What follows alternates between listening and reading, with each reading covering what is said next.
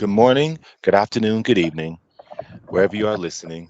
I am Richard Murray, and I'm joined by Clayton Brown and John Quiel of the Sportsburstfans Group. This is episode 10 of the Sportsburstfans Group podcast. The topics for this will be the Women's World Cup, Gold Cup, transfers, Saudi Arabia and the future landscape, and your club's condition. So we'll begin with the Women's World Cup, and we'll go with Clayton to begin. Go You on, know what? Clayton. Tell us your I'm thoughts just with I'm eating Canada. right now. I'm just eating Say again. food. Let John or whoever All wants to right, go. go on, John. Oh, and John Steve's right now muted. I can't hear him, but John, go on. Um, yeah, I'm here. I'm here. Can you guys hear me? Yeah. Yeah, I can hear. I can hear. Okay, perfect. So, you know what? I think it's hard not to want the the women to get paid more, especially with the kind of soccer that they've been giving us, especially here in the U.S. In realist terms, I think the U.S. still are in a position to take the whole thing, even though there are some some other teams kind of pushing through. I think France has a pretty decent team, and so does Germany. But I honestly think the U.S. has what it takes. I mean, they've one thing that the U.S. has done well for their soccer is that they've incorporated both the males and the females in their programs and allowed them to grow. Whereas in other countries, the money is not there uh, for for those types of attributes. So I think once we see the women's soccer become more and more popular, we will see more money put into those uh, from those countries uh, to make it a little bit more competitive, and that's when I think we'll be able to see some greatness. Because I mean, those women, they can play. They have the abilities. They have the will, and I mean, honestly, those matches are fun to watch. Um, aside from any predictions, I think it's awesome to say that it's great to see the U.S. women's team doing so well still. I agree. I'll chime in here and I'll say that and give Clayton and Steve time to think. And Yeah, I I'm know ready. Clayton's got a position, but I you know, the last one of the things about the Women's World Cup that I always find very interesting. I don't know if you guys can hear me, but is that the I remember last time they did a statistic that I think is the most telling. And I don't like statistics, guys, but I said that like 90% of the teams, 90% of all the players, all the countries combined, literally went to college in the United States in the last Women's World Cup. I'm very interested to know how many players in the in this current World Cup in Australia and New Zealand coming up will be will have attended college in the United States too. I think that's a very interesting cultural point, just how much the Title IX, right? The kind of the governmental push really to get women's sports, like women's junior amateur sports to grow in the United States really has propelled most of the world's women's football teams, right? That's the end of the day. So I'd be interested to see for that statistic for first and foremost. I think more and more women are not going to college in the United States. More and more women players in general are going from youth teams or development teams into professional teams here, there, and everywhere. So in that general sense, I just like to see that, let's see where that statistic goes, see if it's stable. I mean, for in particular for countries, I look at it like, I won't give. I'll wait for predictions, but I just France. When Diacre, Corinne Diacre was the former coach of Les Blues in the women's side, and I think she was one of those. She reminded me of she reminded me of Thierry Henry, right? Like I mean, and not necessarily. She wasn't necessarily the greatest player, but she had the same kind of Thierry Henry. This person here can't be a coach, right? Because the way they talk to people, the way they react to people is so negative. Because that's what happened to Thierry Henry at Monaco. Remember, he was like he told the players how you guys why you guys belong here. And Karine Diacre has the same kind of mentality, right? She's telling these players who've done far more than her. She was a former player, and then she's talking to them like they're children, or I don't know, something. So it really was a negative relationship in that way. So I think it'd be interesting to see um what Jamie Lannister. I know that's what um Game of Thrones. what's his name? Yeah, the coach. I forget the guy's. I always forget I his know you're name. He does talking. look Is like it Jamie. Herb? Herb Bernard. Herb Bernard, very good. Thank you. Herb? Thank you, Yeah, Clayton. Herb yeah, Bernard. Yes, yeah, Herb Bernard. How yeah. he does with them, because he brought back Wendy Renard, the captain, was gone. Amadine Henry was gone. They like, we're not gonna play for her. And this was gonna be their last World Cup from an age perspective, right? So Yes. I thought that was interesting. They were willing to sacrifice their last World Cup to not play for her. So that to me was interesting. But yeah, they're all gonna be back. So we'll see. There's some injuries, but we'll see.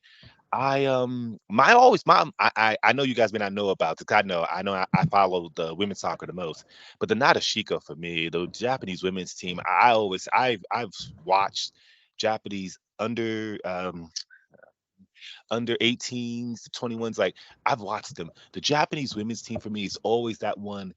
If they can just when they got the right size with their skill level and their history, they've got a real nice thing they've developed over the years that I think is really underrated, you know? So This is I like Japan.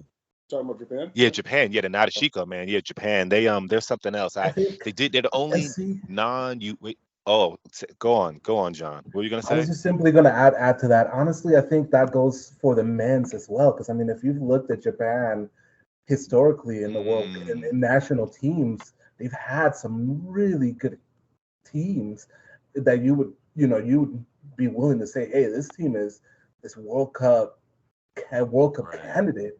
And then it goes back to financial. I think at the end of the day, it goes right back to the financial status.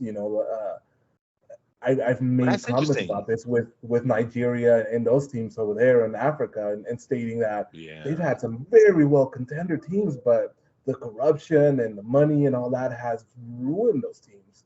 And then it was great to Yeah, it see has.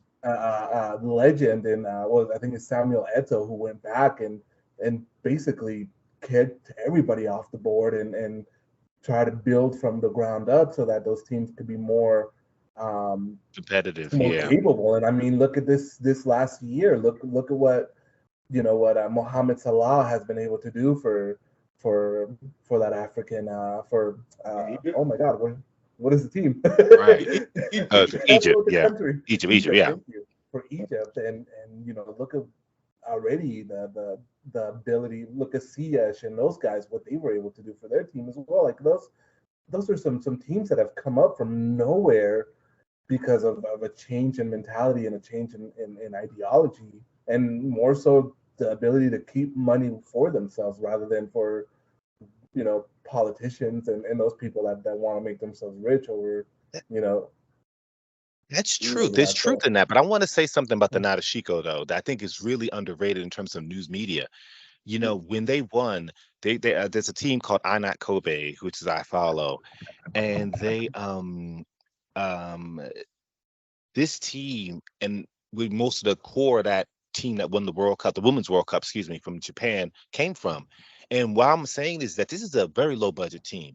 My point is that, when I look at the Nigerias of the world and the Brazils too, the funny thing is that the Japanese women's players didn't have a financially great scenario. Even now, they don't. I mean, I want to say that for the record. But the thing is that there's a stability of organization. You understand? So to your point, John, about how, it's not just we say corruption, but I think sometimes it's disorganization, right?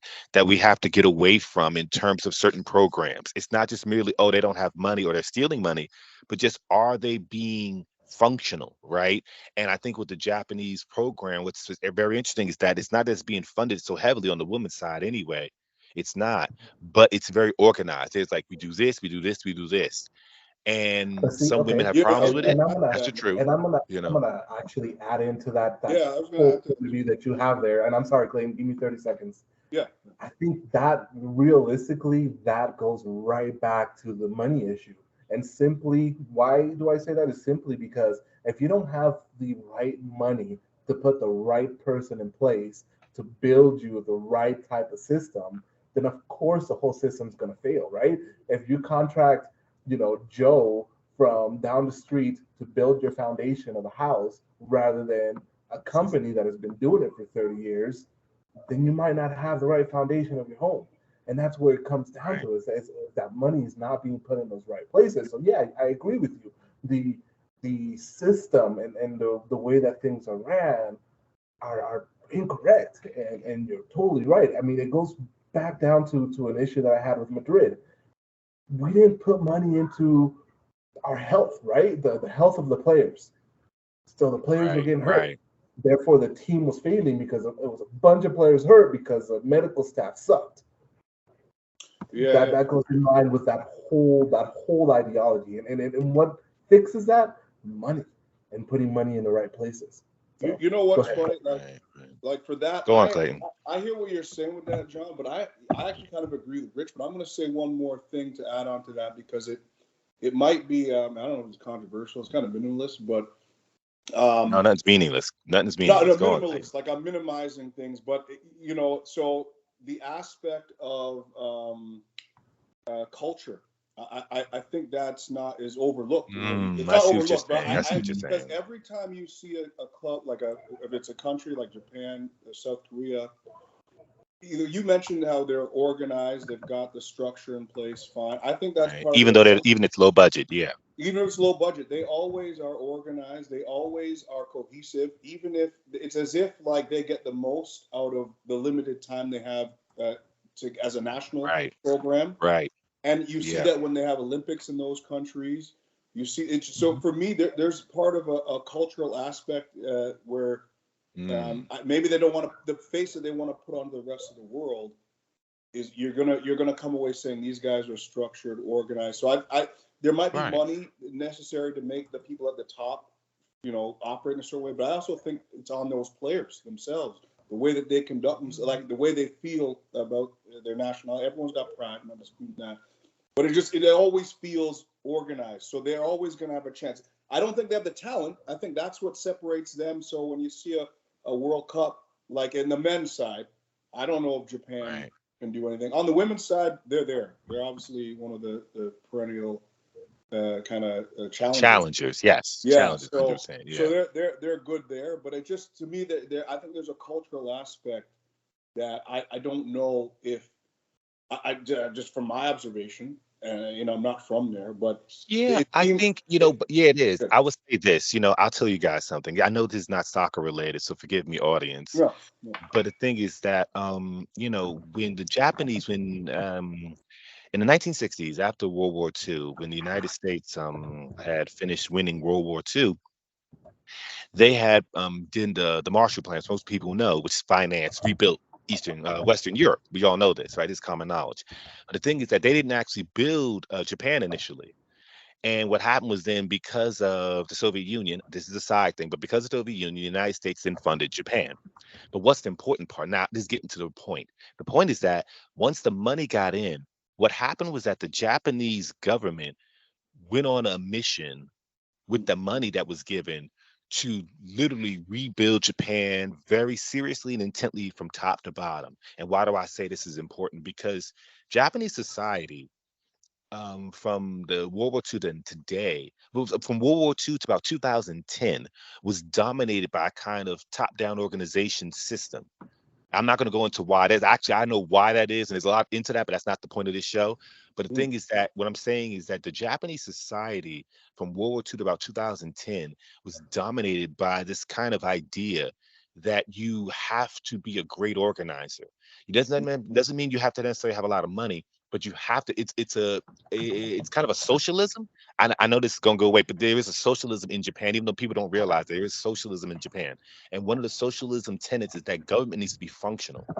And that goes into why this kind of happened. I know that's a distance, but that's the essential element of here. That Japanese society for many years, their managers and mid-level managers all understood my role is this, the function is this, right? It's not, oh, I'm here to make money. I'm here to make money, but I'm here to be efficient.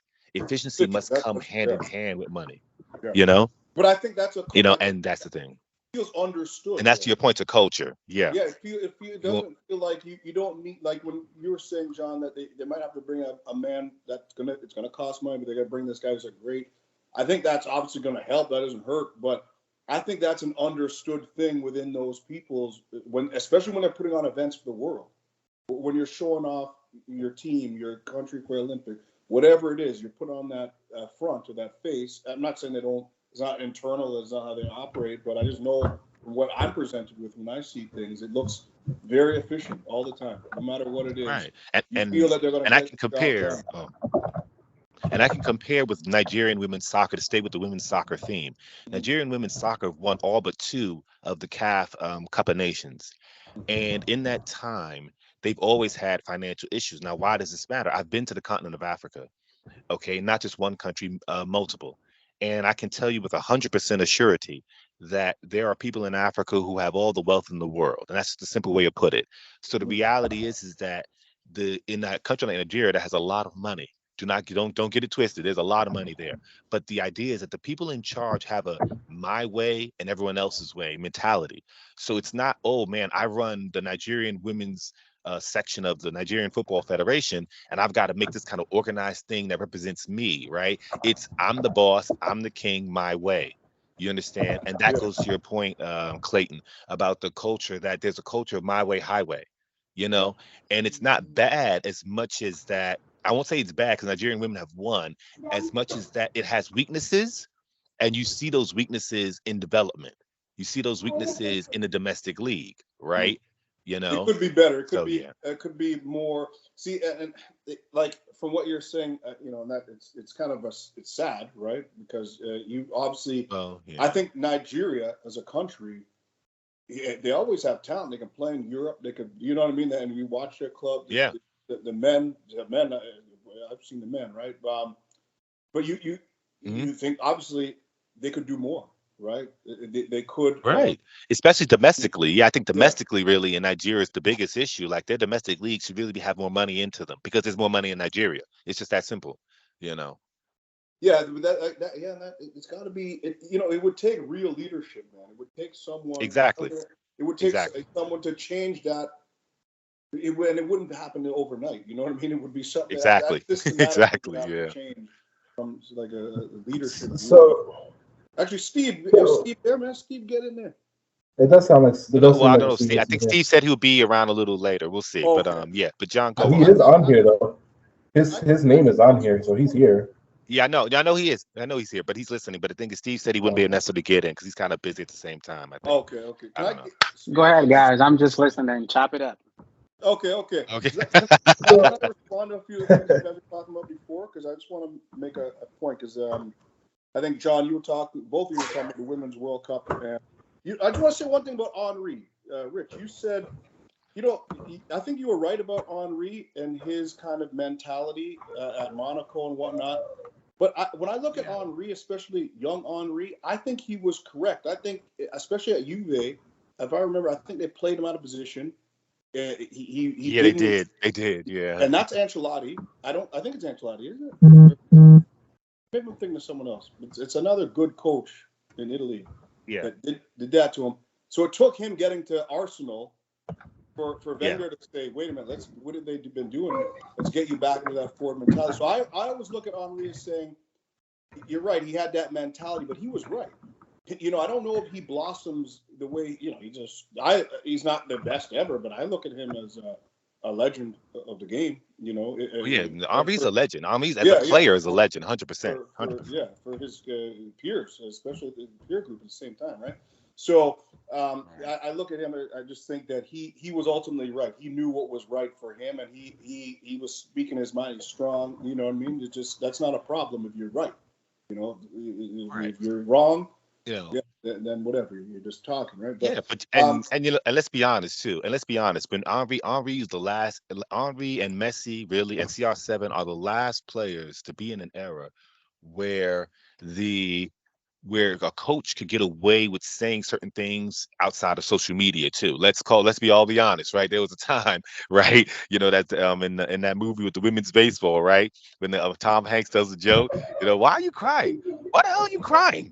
What are you talking about? When I started baseball, there was a man called Larry Wilkins. Larry Wilkins was the coach of the San Diego Padres. And San Diego Padres, he said, "Hey, some bitch, come here. Some bitch, come here." He called me that every day for 5 years. Some bitch, clean this up. Some bitch, go to second base. I never cried. No one cared about me. I lived it. So in that context, I get it. That's the culture. These guys grew up at a time when the coach get away with calling players all sorts of foul names, and it's We're like, just yeah. oh, nothing. It's like, move on.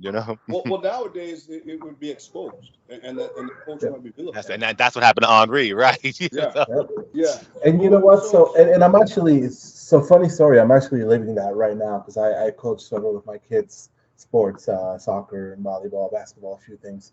And one of the coaches that was coaching with us for soccer, a parent who wasn't even on the team, basically told the organization that one of the coaches was yelling at his own daughter too much, and they kicked him off because of that. Oh, wow. So Right. a There little you, there you go, backstory. John. Thank you. Thank This you. is an old school Italian guy. He doesn't speak without yelling. That's just the way he Right. speaks. Right. So, Right, John. Right. so we found it funny, and I mean it's real. It happens. I mean it's happened in the NFL. I remember the most recent case. Right. The Right. trainer of the Right. Oakland Raiders, when he was with the Broncos, he said something out loud and they shunned him. They basically Right. and I think that's kind of part of the issue of today, right? Is that the fact that society has told us all that we're not allowed to motivate a certain way, and we're not allowed to You're right. almost You're shame right, John. motivation like we used to back in the day. I mean, I was called so many things Mhm. by my coach. I wasn't allowed to play because I was 2 pounds over what he wanted me to be. Those types of things. Right. And Right. and and I think yeah. that's part of the issue of today too. And I think You society know what has though? Hold on for also. a second. You know what though? Hold on, Clayton. Let go Yeah. on, John. Go ahead, Clayton. No, I was going to just say to that point though. You know what? To me, it's like education. It's like when you're in school. You want to get the best out of everyone. Not out. Just from having like a wife. Not everyone is motivated the way that you are. So I don't mind being. I just want to know the truth. You know what I mean? I'm the type of person. I just want to know. Right. Yeah, I don't mind if you yell at me, give me a hard time, but if you're going to do something to help me and it's not just to embarrass me or put me, you're actually going to teach me Right. Right. something. Right. I don't mind getting a hard lesson, an ass whipping. Someone say, you got to be in this position. This is why X, Y, Z. Oh, shit, I didn't understand. No, you're doing it again. Look, get back here. This is why you have to. I get it. Or they both be yelling. What do you say? Jackass, come over here. I don't mind as long as. Right. But some people don't. Some people don't operate like. And then if you're really thinking and you're like the way I would look at it is like a leader of an organization or a manager or something. Some people you might have to ride and you understand that they're going to still respond in that way, but those people who don't, Right. it's kind of on you to motivate them in a way to get the best out of them because not everyone's the same. So I think back in the Right. day, that online approach, it's going to work for. I'm a part of that. There's a segment of the population that work, but I think nowadays people say, wait a minute. If you're going to be like that, either you better be successful, and if not, like you got to figure out a way to get this person going. Not only this person who's got no problem with you, kind of, you know what I mean. So that's how I kind of think. But And yeah, see, I do agree with that, Clayton. Yeah, I do agree with that. And truly, you know what I think part of it is the fact that a coach is basically a teacher, right? And a teacher has to figure out how to motivate their students, right? As a coach has to, and that's the way I pursue my coaching is I figure out what my players' weaknesses are, what their strengths are, and how I can speak to them, right? My daughter, I can tell her that she sucks and she needs to do better because that's the way that we are at home. And that's the way that I've taught her to be. Because I don't want her to be sensitive and I don't want her to cry if a coach tells her that she sucks and she needs to do better, right? So I do it. And then I also have players on my team that I know that teaching them instead of yelling at them, doing the best. And some instead of teaching them, I joke around and I tell them they suck, but in a different way.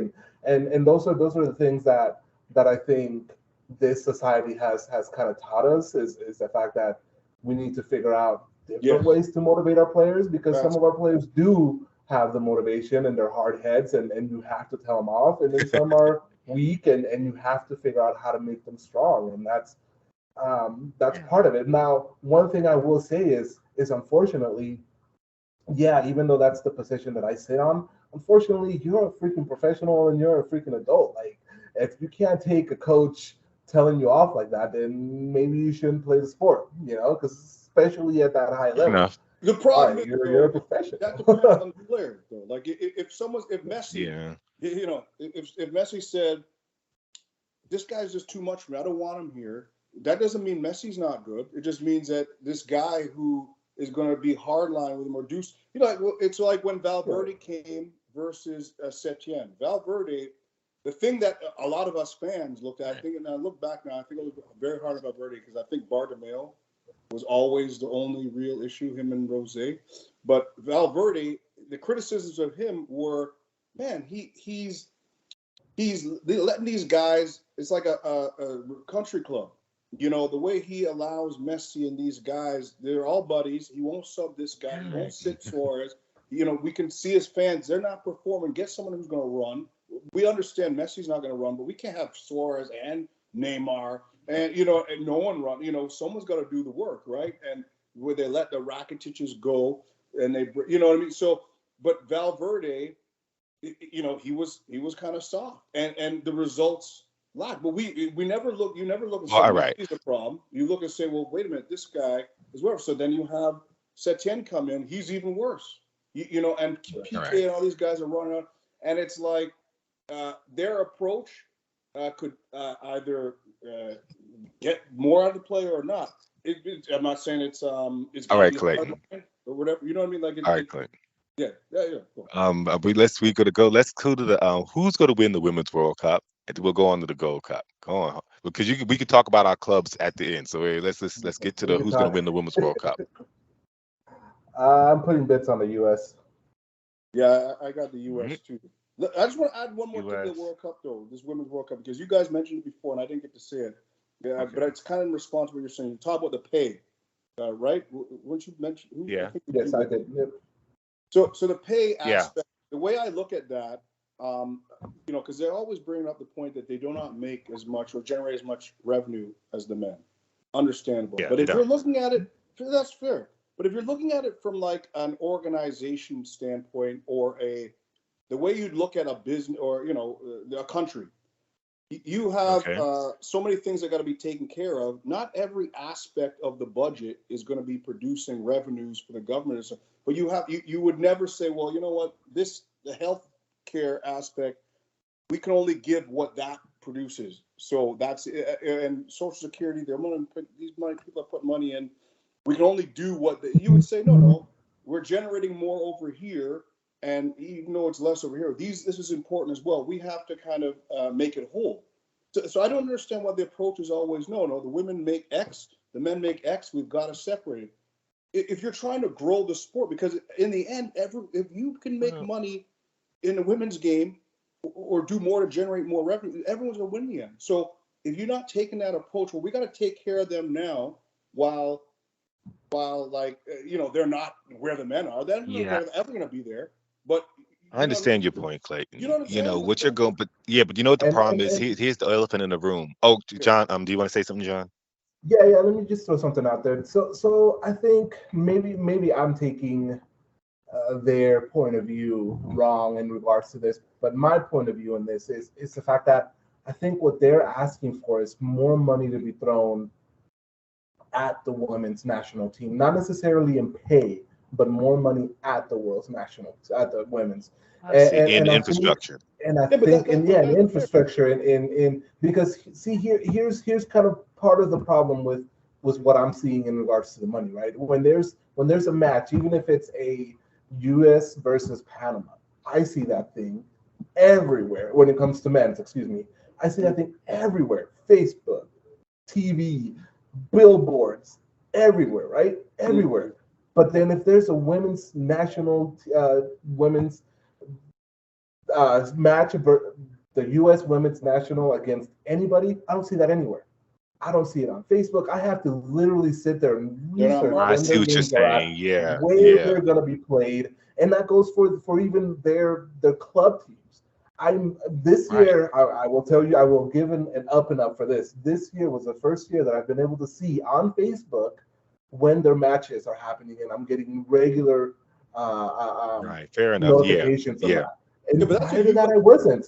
the U.S. soccer should be, and this is what I'm saying. Like the U.S. soccer is an organization that the women might not be where the men are. We know, but they should take the way that you look at the NBA, and you would say, listen, all 30 teams come together.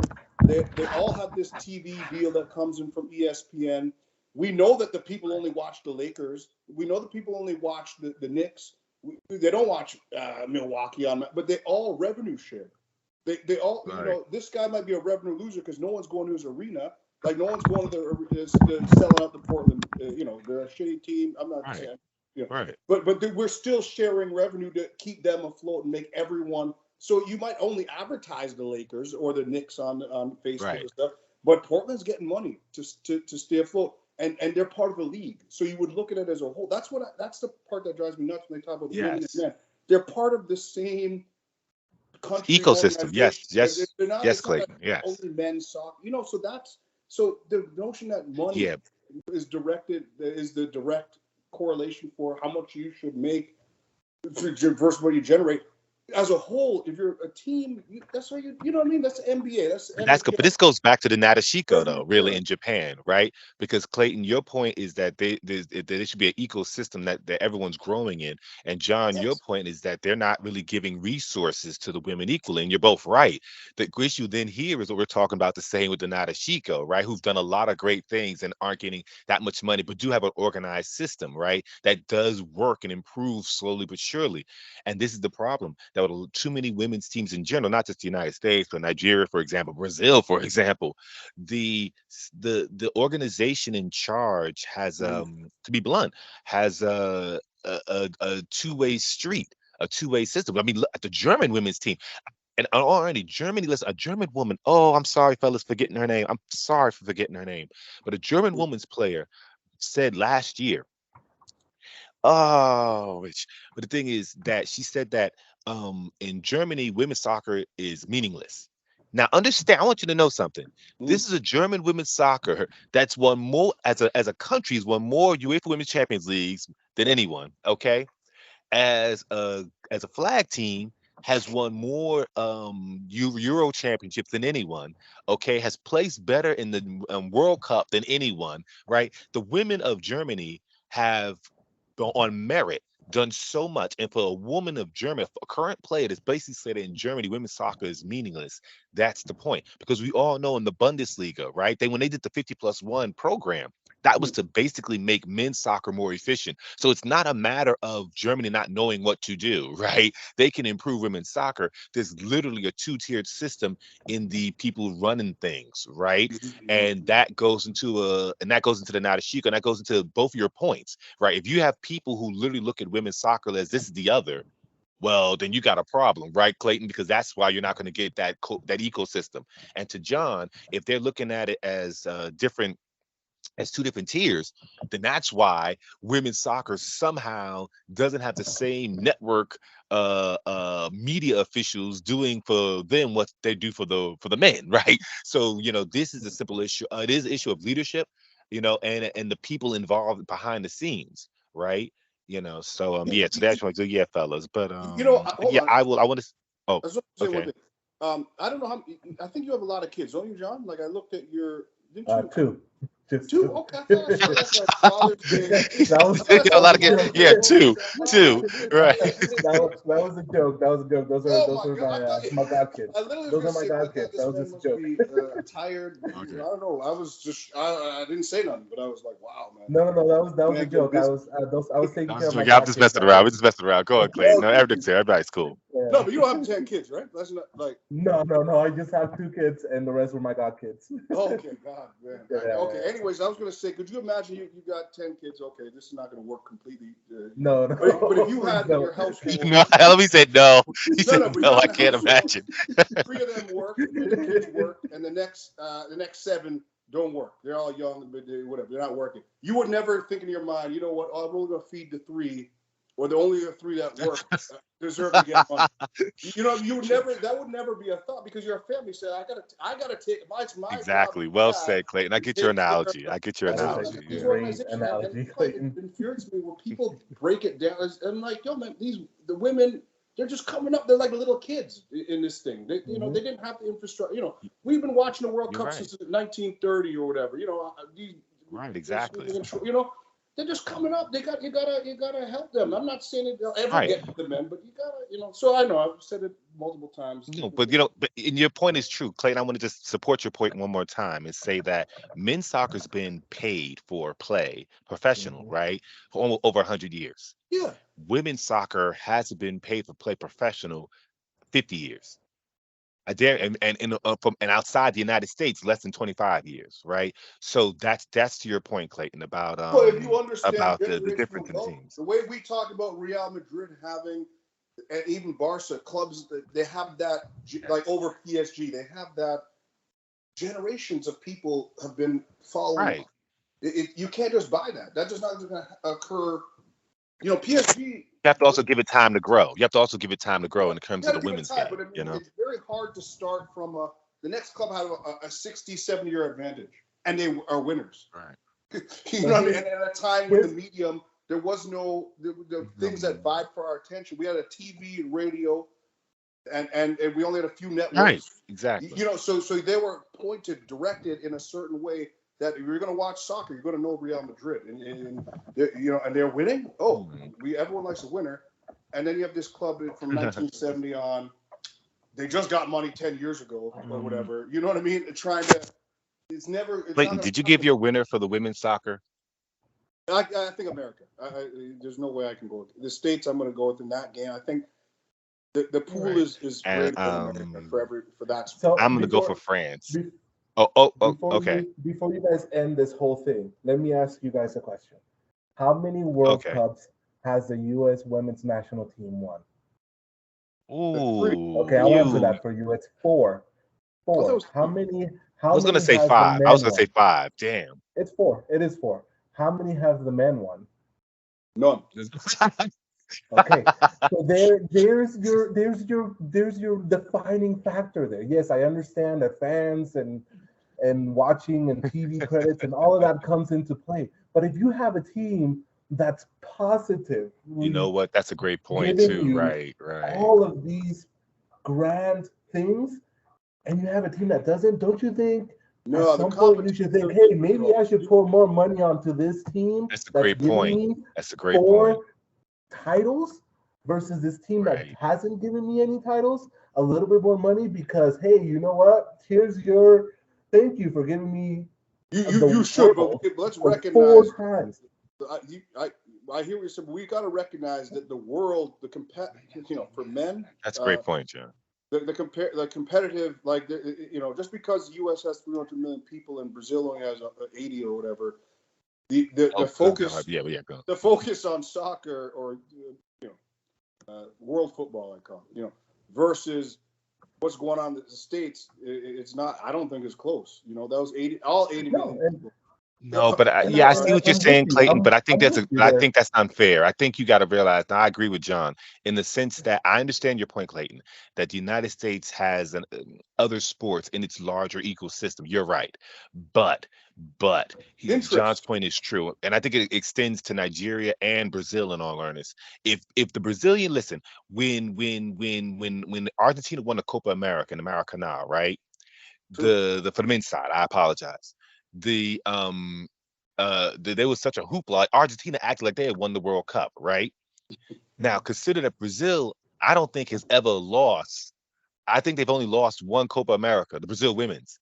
My Mm. point is just that, like, if the women's teams in some of these countries, like Nigeria, like I know some Nigerians. Nigerians say, "Oh man," and the men's side, "Oh man, we're not good enough. Little bum team." I don't heard how many Nigerians I've heard say, "Oh, the men's team can't do this. The men's team can't do that." The Nigerian women have won all but two. Okay, okay, couple nations. If Brazil and Nigeria's men had the kind of domination over their confederations, right, that the women had, there would be a It can't happen, though. there will be I mean the financial floodgates would be catastrophic, right, for the men, right? They'll be like, you're the gods of gods, right? So you're right, John. No, that's my point to you, Clayton. I understand what you're saying about the United States being a Yeah, unique it's situation. different. You're It's a different correct. point, kind of. It's But not. but Yeah. the success rate matters too. I mean, Oh let's yeah. be honest, right?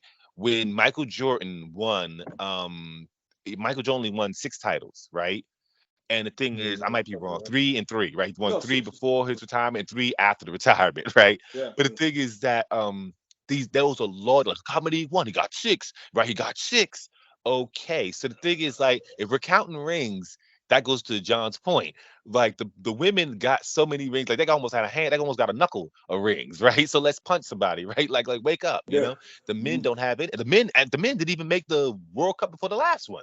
They didn't even make it. You know, if you Yeah. guys remember in Trinidad, that day in Trinidad. So, Yep. yeah. It's But okay, I wanted to say I'm going for France for winning the women's World Cup. I think that the House Lannister, Hervé Renard, is going to bring it on home. I think this would be a great send off for my Olympic Lyonnais women's players like Wendy Renard and Amadine Henry, who left, and she's playing for Angel City FC in the United States. But they Yo, I just want to say, I this want will be a Canada to last win. one. I just want to say, let me put this Oh, on I know record. you want Canada. Oh, I Clayton, want Canada to I know win. you're a I mean, Canadian. we're talking. I know you're We're talking Canadian. about. Yeah, we're talking about reality. America, it's Yeah, a women's game. I just don't bet against them. They're yeah, like a yeah. I Real mean, but the Madrid. Canada got a They're like chance. a You never Real know. Madrid of women.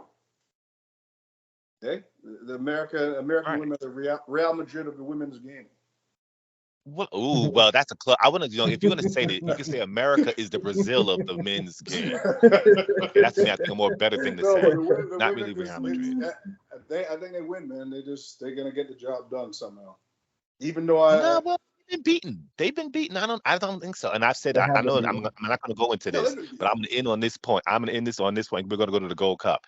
That that women's soccer in the United States does have a great flaw, and that flaw is why soccer outside the United States will grow. But I'm not going to get into it. John, you're going to start off with the Gold Cup. Talk to us, buddy. Gold Cup. So there was a question out there about teams putting in their second tier teams or their second teams in for the Gold Cup rather than their first teams.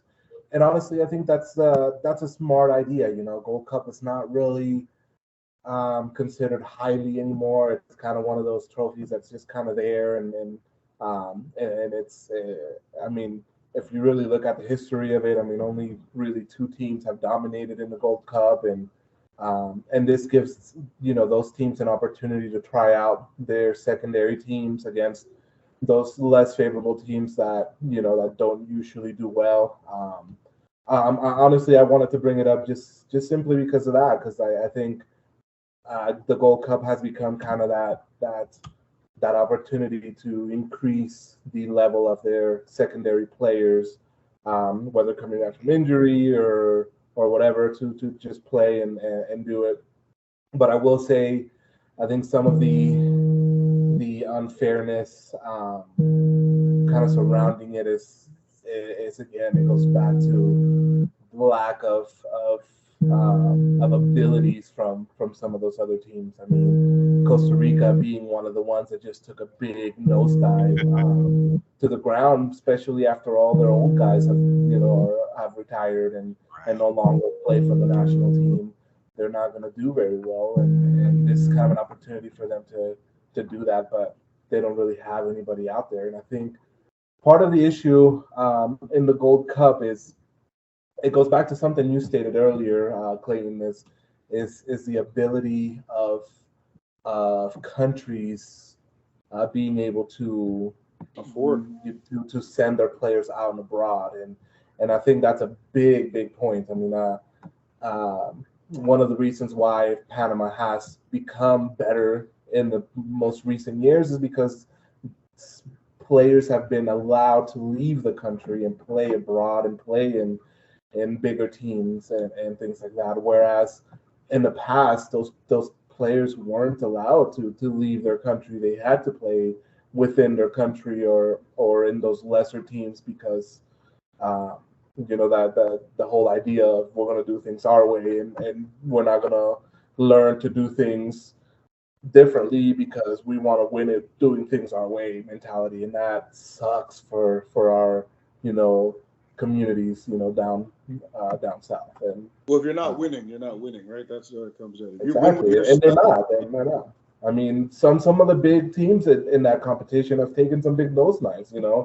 Costa Rica, Honduras, and it sucks to see. Those that was a competition usually for us to try to beat the big guys. The Mexicos, the U.S. and even Canada. At some point started becoming that team to beat. But now it's just becoming more of a Yes. showcase that the elites of the world, right? The Canadas, the U.S. and Mexico can kill the rest of the southern countries with their secondary team and still win these cups. So Canada kinda, is kind of getting there, but I look at the Gold Cup, and I've always looked at the Gold Cup as a U.S. Mexico, coronation type thing. has Canada won the Gold Cup? I I think don't have any memory of that. I think they when it wasn't Gold Cup, when it was whatever prior. I think Right. As it's Gold Cup, that's also I don't like that name. I'll be honest, I don't like the name. Yeah, I'm not a fan of the Gold Cup either. I'm Gold not a Cup. fan I of that don't name know either. why. Like, listen, I don't know. Maybe I'm boring or whatever. Call it whatever. Like it used to be CONCACAF Cup or whatever it was called. Why not the way that they call UEFA Champions League or Comedy Bowl, whatever. Like I don't know. I'm with you there. Gold Cup. I don't know I why. agree with you. I don't really like the name you mentioned, but I think it's kind of soothing for it because it kind of has taken a nosedive. I think people were more tuned into what was the one that just ended. Was it the Nations Cup? Nations. I was at so. That's say what I was going to say. I don't have much to say on the Gold Cup, but that like the CONCACAF Nations League, I was hoping Canada could beat the United States in that. Like for whatever reason, I was looking at that with more importance. And like I said, the comments from the coach, Canadian coach John Herdman, the coach of Team Canada, he had mentioned the funding, right? And this is what I was kind of saying before that. And a few days later, you heard Soccer Canada come out and basically say they're exploring bankruptcy, like certain things so you just it's kind of sad because the World Cup is coming in a few years, and if the national soccer body is talking like that, and they're saying they're not have enough big players, like, and I'm wondering if that played into the part why yesterday they feel like they weren't putting their best out. I know this is a comp, but it's not like Canada dominates. So, I think if maybe the players don't want to play, I don't know, but it feels. It feels like what, Clayton?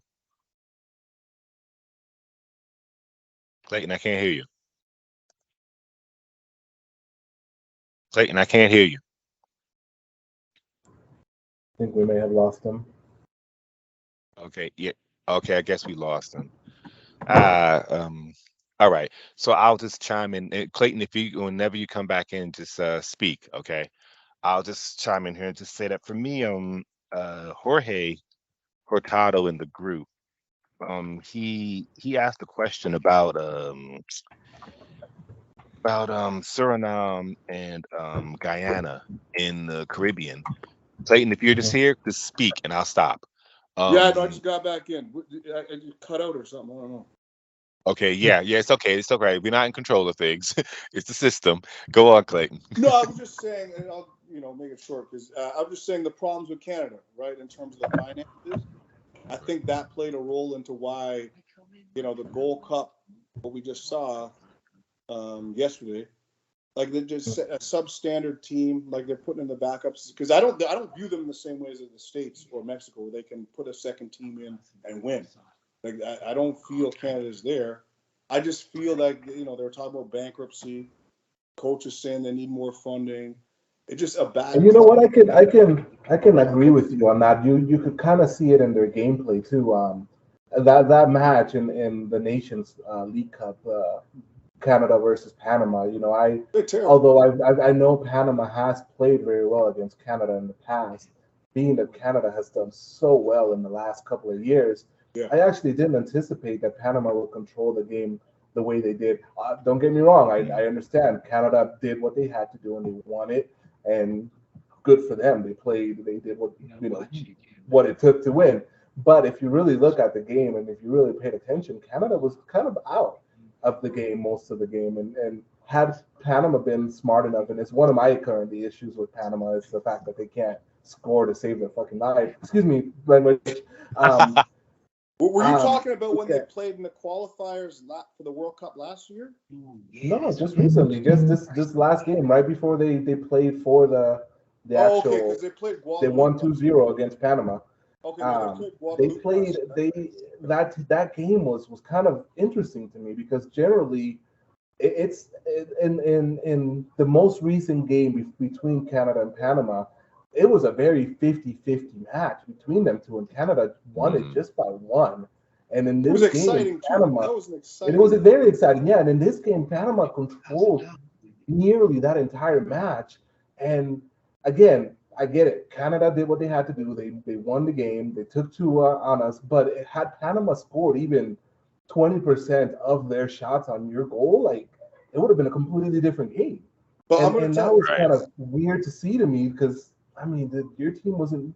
They seemed tired and you know what? I'm going to say this, and this might sound is obviously minimal, whatever, but this is my just feeling from so. Go on. So when they lost in the World Cup, who was the first match they played? Belgium.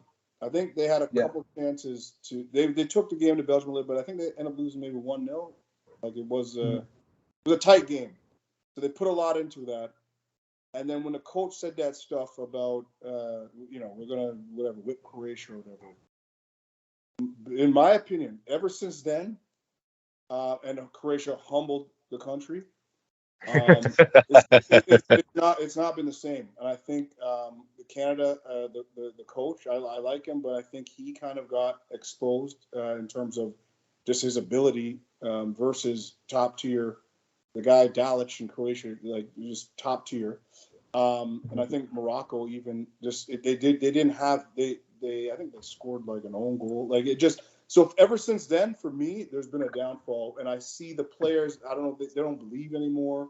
There's something. The confidence is gone, and it's showing up in games, even where, like last night, they played Guadeloupe, second-tier players. I get that, the second-team players. I mean, but from what I saw, and I have to pay. I can't see all the games because it's like a street. It's not. I don't know what it's like in the States, but I have to go buy like a separate app.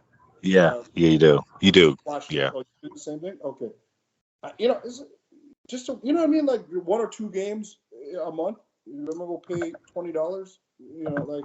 Yeah. No, I know you do. But I'm saying this. I don't have to in the United States, but I know you do, Clayton. Oh, okay. So that's what I mean.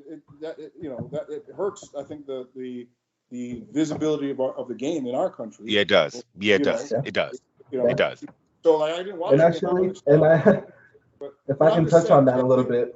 I just want to say one thing, like I think that's where it comes from. So when Panama should beat Canada now, and I see Canada, they don't have the confidence is gone, and I don't know if the coach will have to be. I think he's a decent coach for CONCACAF, but I mean he might have to go because or whatever. I don't want to see him go because he's done well, but something's different since the World Cup. Something's different. Go on, John. All right. I wanted to touch on what you said there about their, your ability to watch the games, and that's something that I scream and cry out in regards to the MLS currently, because that's kind of one of the sports one of the leagues that I like to watch, and the fact that there is an inability for certain fans to watch these games. I mean, there's games like you said. You have to like download random apps and look things up a certain way and go through illegal websites to watch some of the Panama games if they're not playing some of the big teams, right? If they're not playing the top four, the Canada, the US, the Mexico, I generally can't watch their games unless, again, I'm in an illegal app and exposing myself. But I think that's a big component of it. Is if you can't allow your fans to watch the games, of course the fans are not going to put money into it, because I mean you're what's the point of me putting in money into something that I can't enjoy on a regular basis? Right, So I'm right, with you there. right. I think the inability for you to allow your fans to watch the game it's detrimental to you, and I think that's why the MLS won't succeed with the Apple. as quickly as they'd like to, is because in the US they've created this weird. I don't know if it happens out of the country. I don't know how it works out there, but at least here in the US, for you to watch your home team in MLS, like even basketball or even not basketball, in hockey, lacrosse, and those non-favored leagues or Sports, yeah. sports, you're blocked out of watching them unless you go to the stadium or you like they're blackout. Access them. Yeah, we get blackout on stuff like almost every home match for the Colorado Rapids, who I watched, is blacked out, and you can't watch it. And and so I think that's a big component is the availability of those games. You know what's funny? Like, so with the Apple deal with MLS, and I'm ashamed. I don't know for sure, but I thought like I was able to view some of the local teams' matches, but then like TFC, I swear I saw TFC on like TV one night, but I was out with my friend recently. We was at the bar and stuff and talking, and he was saying he can't get TFC home game. Like, he can't get TFC games. He can only watch the other like Canadian teams on one of the sports stations in Canada. And I was like, that's weird. Like I swear, but we have different cable providers, so I don't know if that's specific to him. But when you're saying that might have a role. That might have a role. Yeah, but when you're saying it's blacked out for a home game, like you should at least be able to watch your home team, even though MLS has a contract with Apple to do the league. I'm kind of surprised if you're having problems watching local. I praised that deal going through. I was all about it because I knew with Apple TV I would be able to stream my stuff on my phone, because a lot of the times I'm watching the games I'm listening to the games on the road or at work or somewhere else, and I was all for it because it was a step towards the right direction. Don't get me wrong, it's still a step towards the right direction, but there's still that inability for home fans to watch those games, because like you can't always make it to those games. Like you can't, some people have to work, some people, exactly. Who does it benefit for you to block out the game? Who's going to watch TFC outside of people in Toronto on a mass on a regular basis?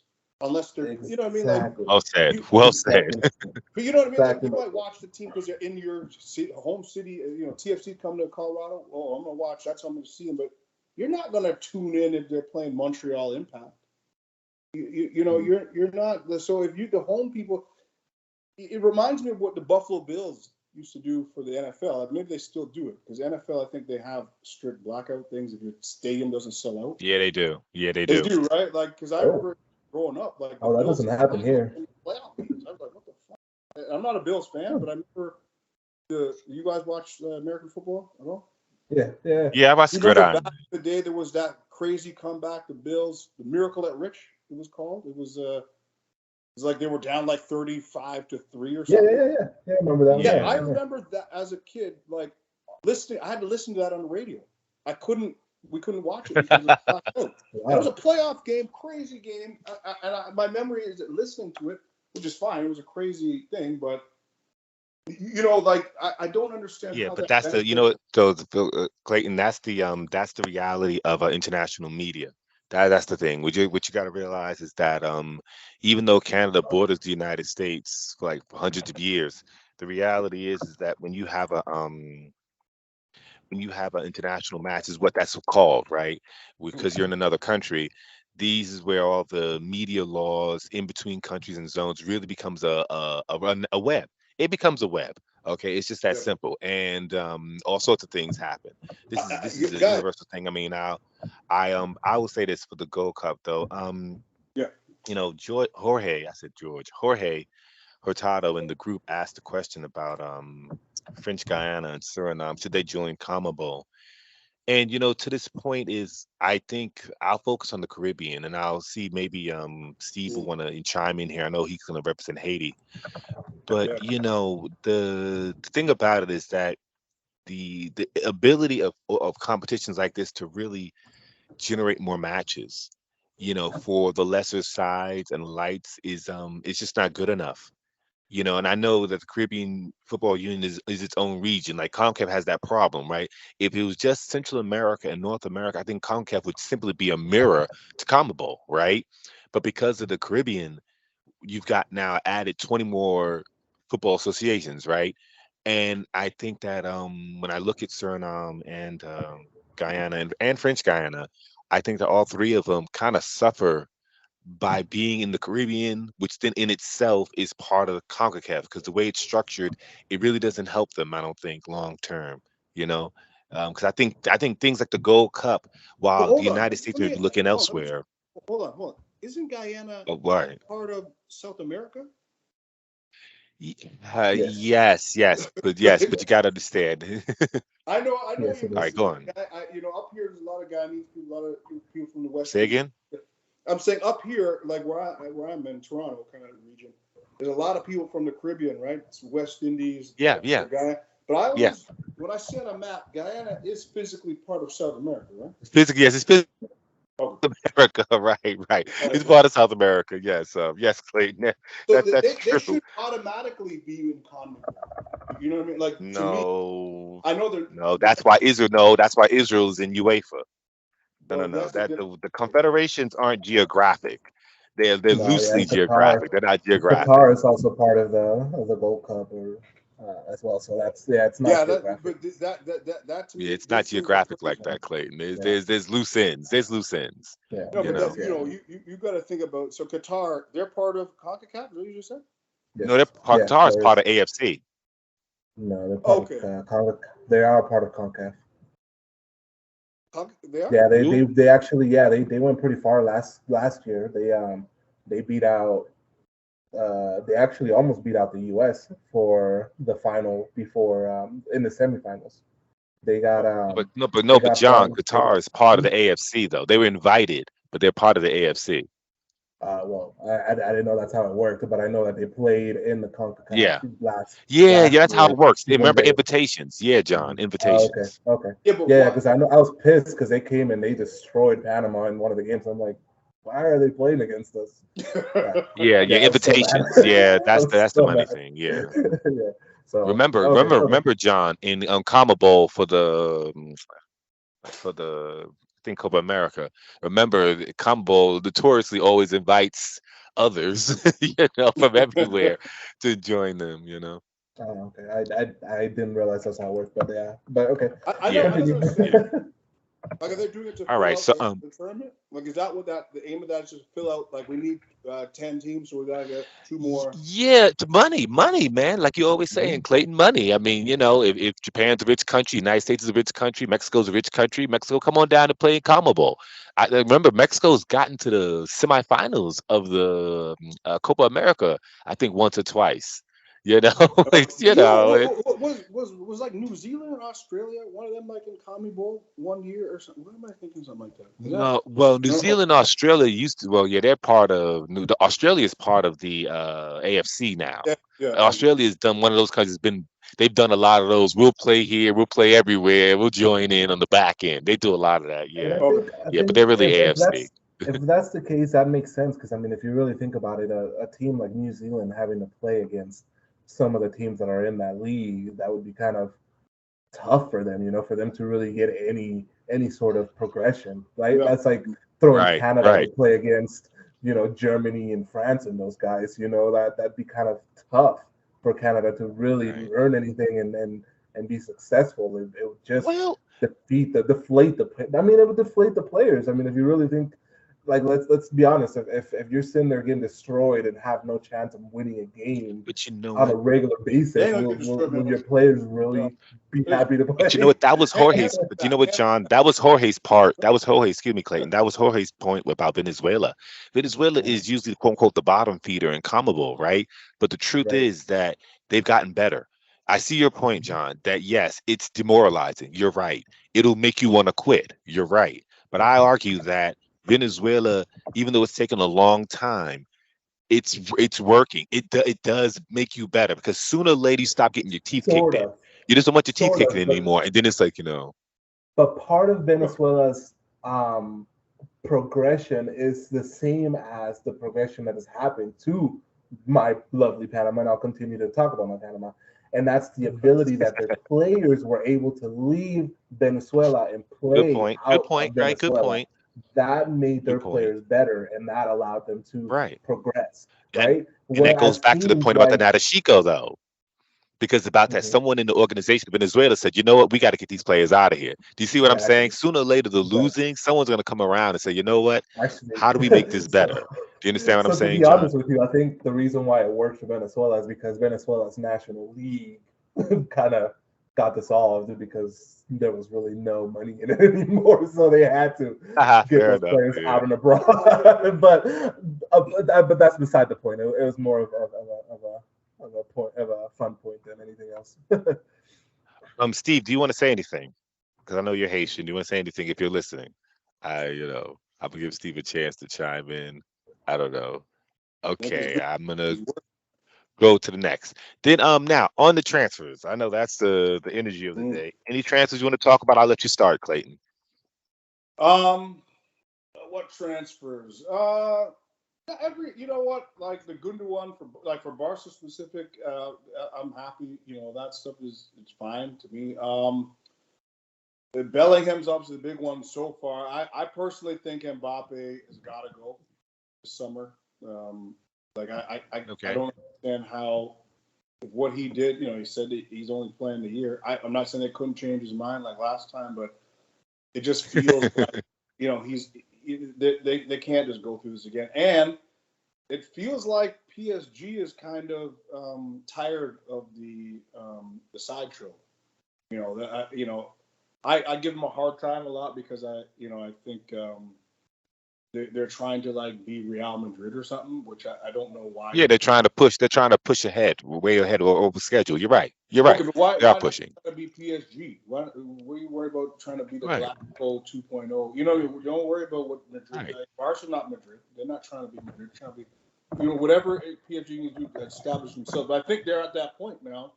And I think with a guy like Mbappe, if these guys who are such megastars aren't like showing that they want to commit, I don't care how talented you are, just move him on. It's not like he's the only player forever that's going to be good or significant. I know he checks Right. out the box. Right. He's Parisian.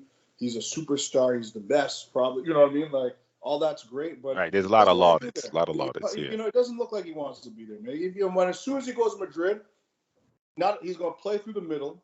He's going to wear number 9. He's not going to wear maybe wear number 7 because I don't know who's got it now. Hazard's gone, right? So, Hazard's gone. like he's going to but he's going to play in the middle. Like he's not going to. You're not going to hear him publicly have I don't know. I just feel that he'll be in line. It's because that's where he truly wants to be. So for me, that's the one I'm waiting on. Everything else, Harry Kane, they're kind of talking about possibly Bayern or United. I hope he goes to Bayern. I think he'd fit probably there. All the inner workings in the Premiership, like all those Declan Rice, to me, they're trading amongst themselves. They're inflating Right. English play. You know what I mean? It's not really. So I don't really follow it. I'm not trying to follow. I just don't care. I don't think it's legit. Because I don't know if Declan Rice Right. worth 100 Right. million outside of England.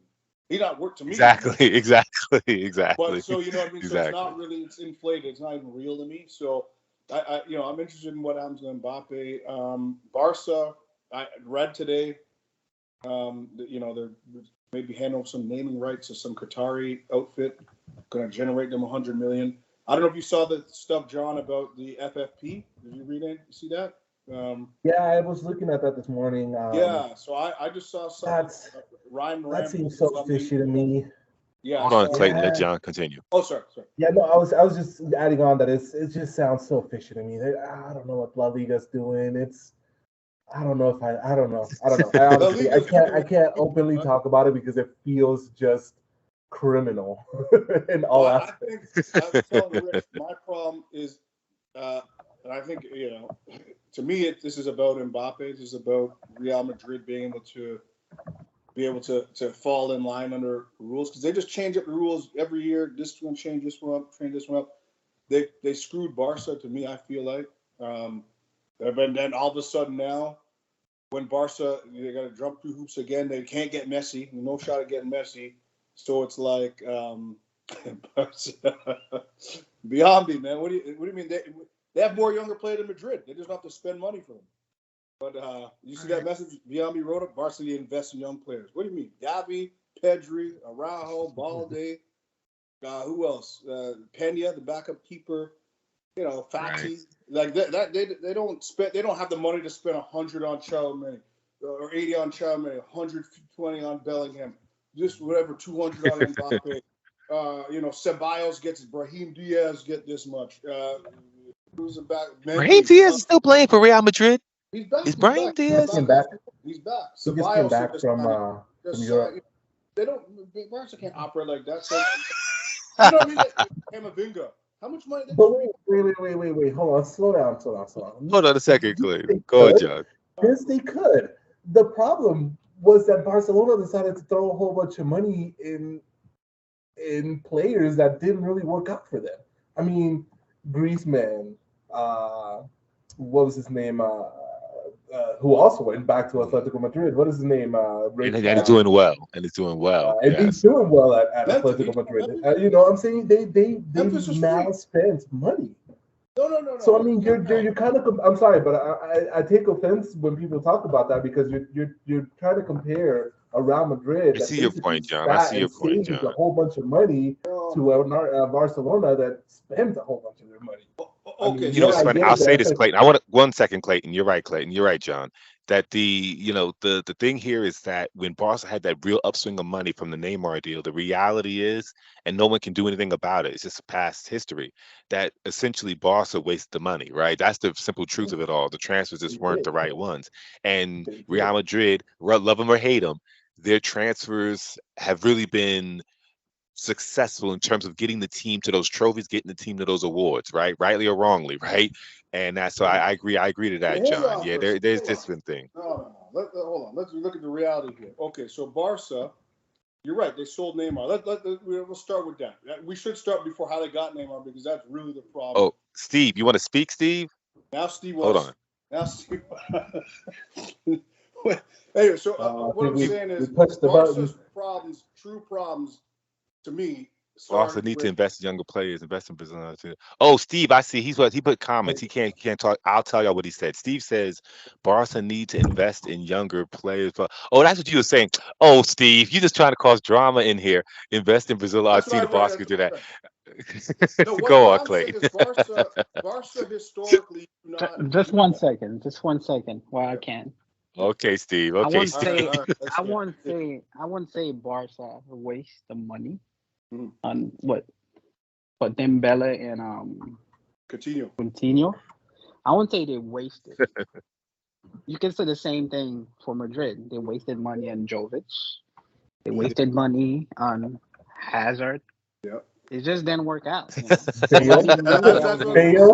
Gareth Bale. Well, I wouldn't say they wasted. Gareth Bale, they want money on him. No, they made money on Gareth. They made money on the Welshman. Bale didn't have nothing to prove anymore.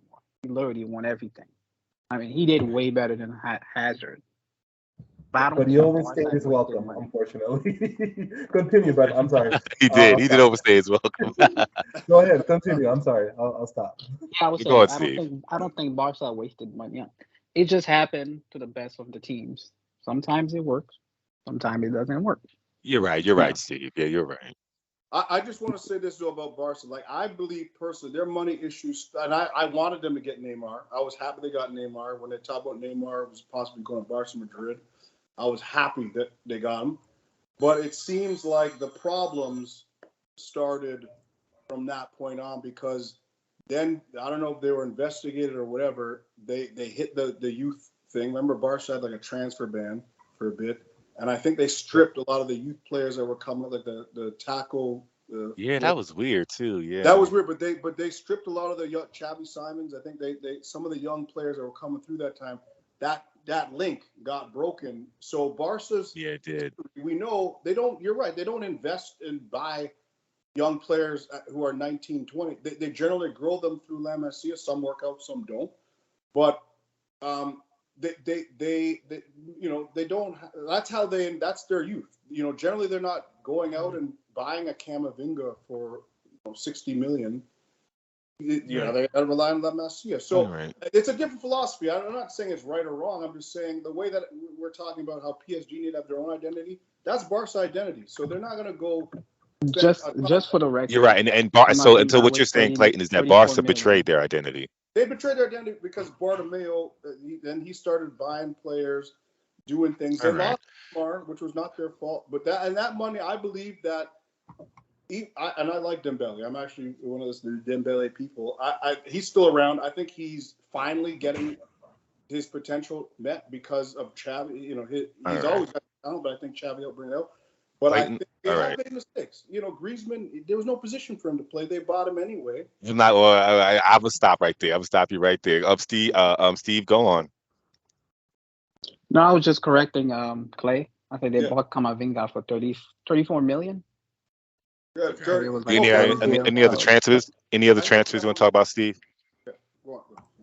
There's not really much going on right now, other than Declan Rice, which is Arsenal just signed, but which I don't think he's worth that much. Just like I said for Jack Grealish, but I think it's 100 million plus add-ons and stuff. But other than that, it was Bellingham. They already transferred to Madrid. Gundogan, I think that's a good signing for Barca. Then the Mbappe saga. I just want it to be over.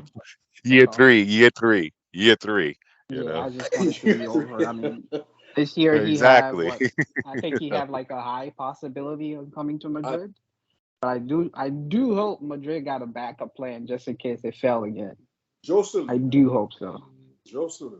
Nah. Joselu, I don't think. Joselu?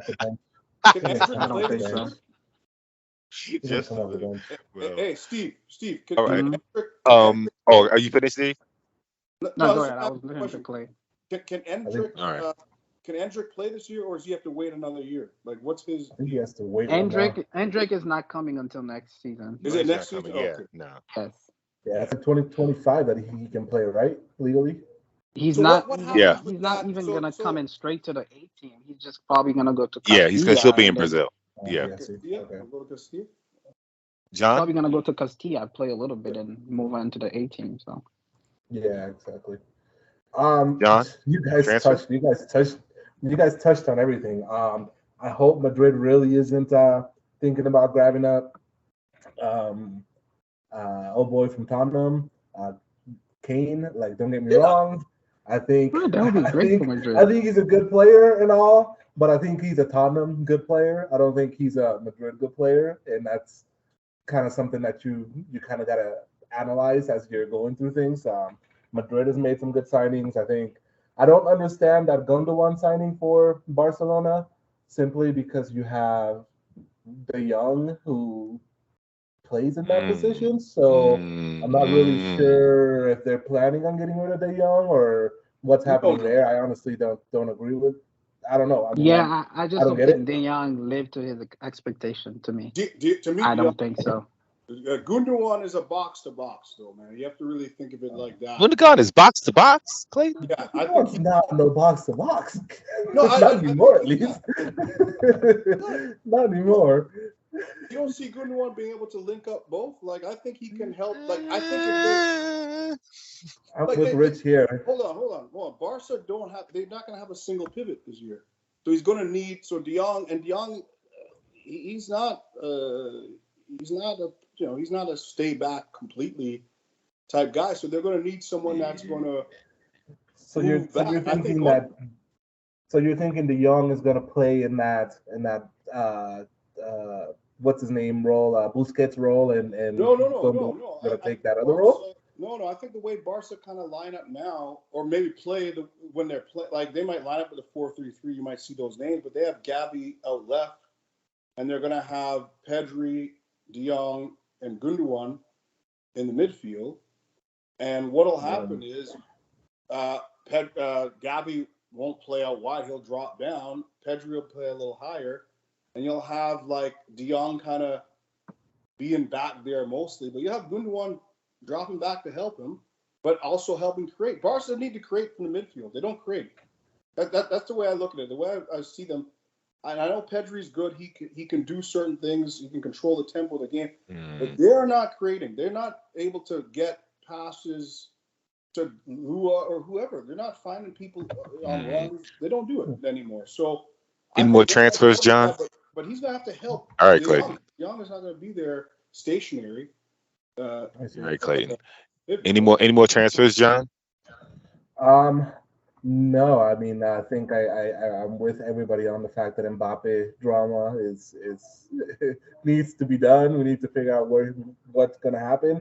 I did hear one pundit state that Mbappe to Manchester United would be a great signing, and not because I'm a Manchester United fan, but I kind of agree with that. I think if he were to sign for a team like Manchester United and do kind of what Ronaldo did for Manchester United in that time period, I think that would be pretty for him, for his resume, right? For his resume and his career, him going, on one-on-one against Holland and creating that whole theme there, the whole Ronaldo versus Messi thing, the whole whomever before that. Honestly, I think that could be interesting to watch. And part of another pundit's idea was like, well, if that's the case, it should be Mbappe to Arsenal, but I disagree with that one because I think Arsenal doesn't fit somebody like Mbappe. Arsenal is more of a team rather than United that's more playing towards that one player that finishes things off. So that's it. That's all I have. All right. I will for Atletico Madrid, I guess I have a junior Mbappe in João Felix.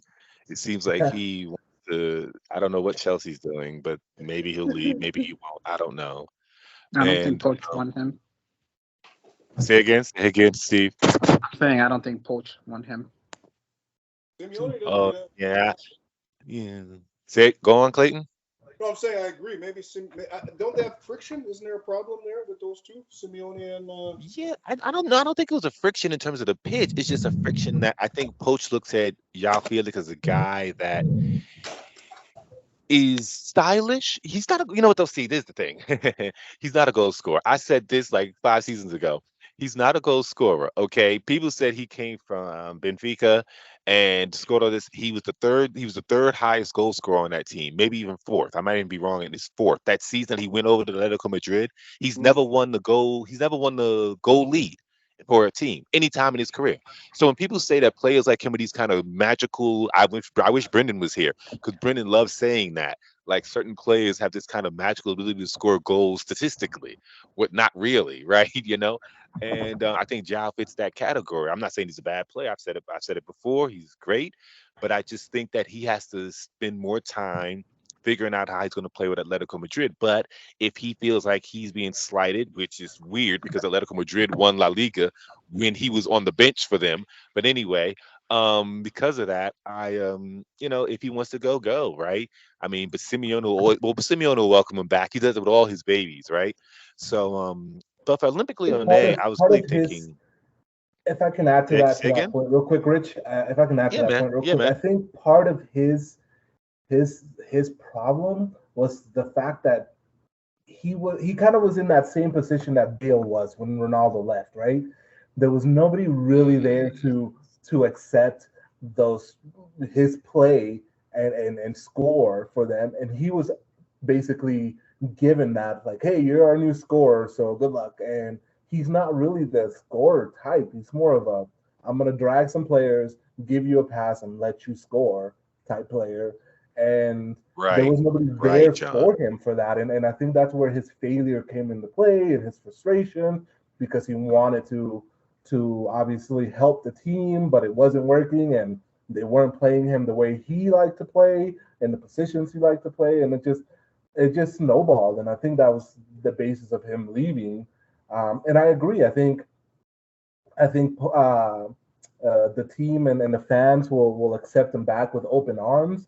And once they see his ability with having an actual true goal scorer, and what is his name, who just left from Barca to Morata? No, what is the French player? What team was he on? On Atletico Madrid, the striker for Atletico Madrid right now. Striker? Lamar? No. Oh man, Lamar. Antoine Griezmann. Griezmann? No, the black striker? The one that just left Barca to go to Atletico Madrid. Oh, Memphis Depay. Yeah. Oh, you mean Memphis is French? No, Memphis is Dutch. No, he said French. Oh, I thought he was French. My bad. Dutch. Yeah, excuse my. The Dutch. Oh, right. Inability of that. You got me, John. You got me. I'm like, French, yes, like Bele left. Memphis. Whoa, Memphis Depay. Him having someone like Memphis Depay, who is a true goal scorer. Yeah. Will raise his abilities out of Atletico Madrid. That's all I want. And it's funny because Memphis before he got hurt, he had a great time with. I think really, and I'm not knocking Joao, and I always feel like I'm knocking him, but I really do think from at least playing perspective, Memphis and Griezmann really got on well in all earnest. So I don't even know. I mean I don't know what's gonna happen, but I see your point, John.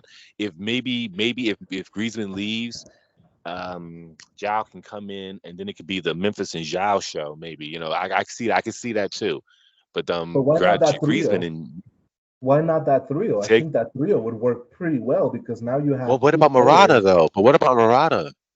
Oh, Morata. I think Madrid's system needs a number 9 though. I thought Morata was still at Juventus. So then, yeah, I mean. Oh, I see. Yeah, I don't know. Okay. I was under the impression he was still at Juventus.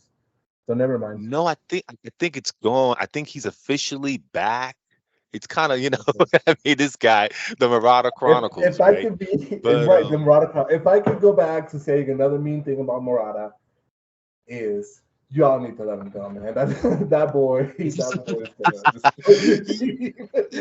need to let him go. It's odd, it is. Some of the players, it's like 90% of the players that are high profile at Atletico Madrid that people know their name, right? Outside Atletico Madrid, almost 90% of them people say should go, right? I mean, I even remember when Griezmann left Barca, so many pundits were like, now Griezmann can fly. He could become the player's player. It's like, okay. Oh, Steve, what do you want to say? Oh, no. I didn't say anything. Okay. But yeah, so I want to go to Olympique Lyonnais only because we were talking about finances. And I know that they're in France, but the thing is that there's this thing called the DNFG. And the thing is the owner who's American, the new owner, who's American for Olympique Lyonnais, he put a business plan, and DNFG has the same function like how La Liga sets up their financial rules, Clayton, but in France. And the DNFG said, say again, Steve? No, I said, like what? Okay, go on. Oh, the DNFG. The DNFG, it's an acronym. It just means the financial regulators for football clubs. That's what it does. Okay. But in France. And the thing is that when the tech store, the new owner for Olympique Lyonnais, bought the team, right? The thing is you have to present your business plan to the DNFG. And the DNFG said, oh, okay, right, whatever. But lo and behold, the problem is like so many of these things is that Textor's plan assumed that Olympique Lyonnais would get top 3. Now, they didn't get top 3. So his plan now has financial issues. And so they're saying they're going to now do a firestorm sale for Olympic Lyonnais.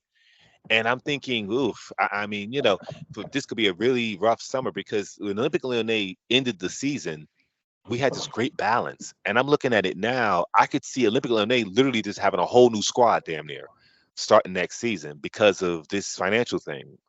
So it's and I think there's a lot of gyms. I'm looking at Turkey, you know, Barcola. There's gyms in Olympic Lyonnais, like a lot of French teams. So if they're not able to keep them, there's Zigging, they have Laka? Lacazette, yeah.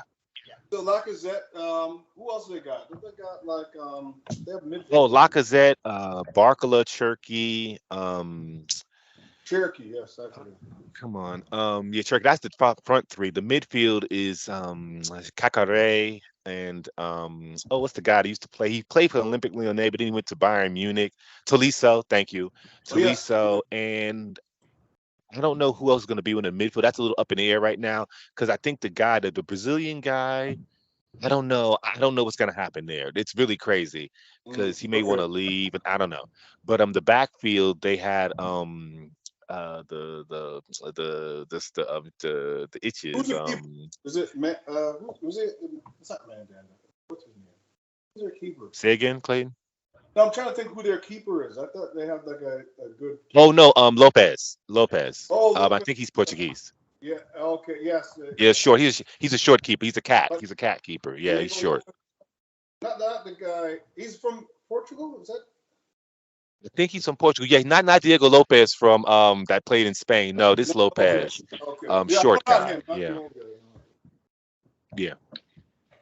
But yeah, so my thing is just they're gonna have overhaul. I think there's a lot of players in there that will probably make a very nice time for other clubs.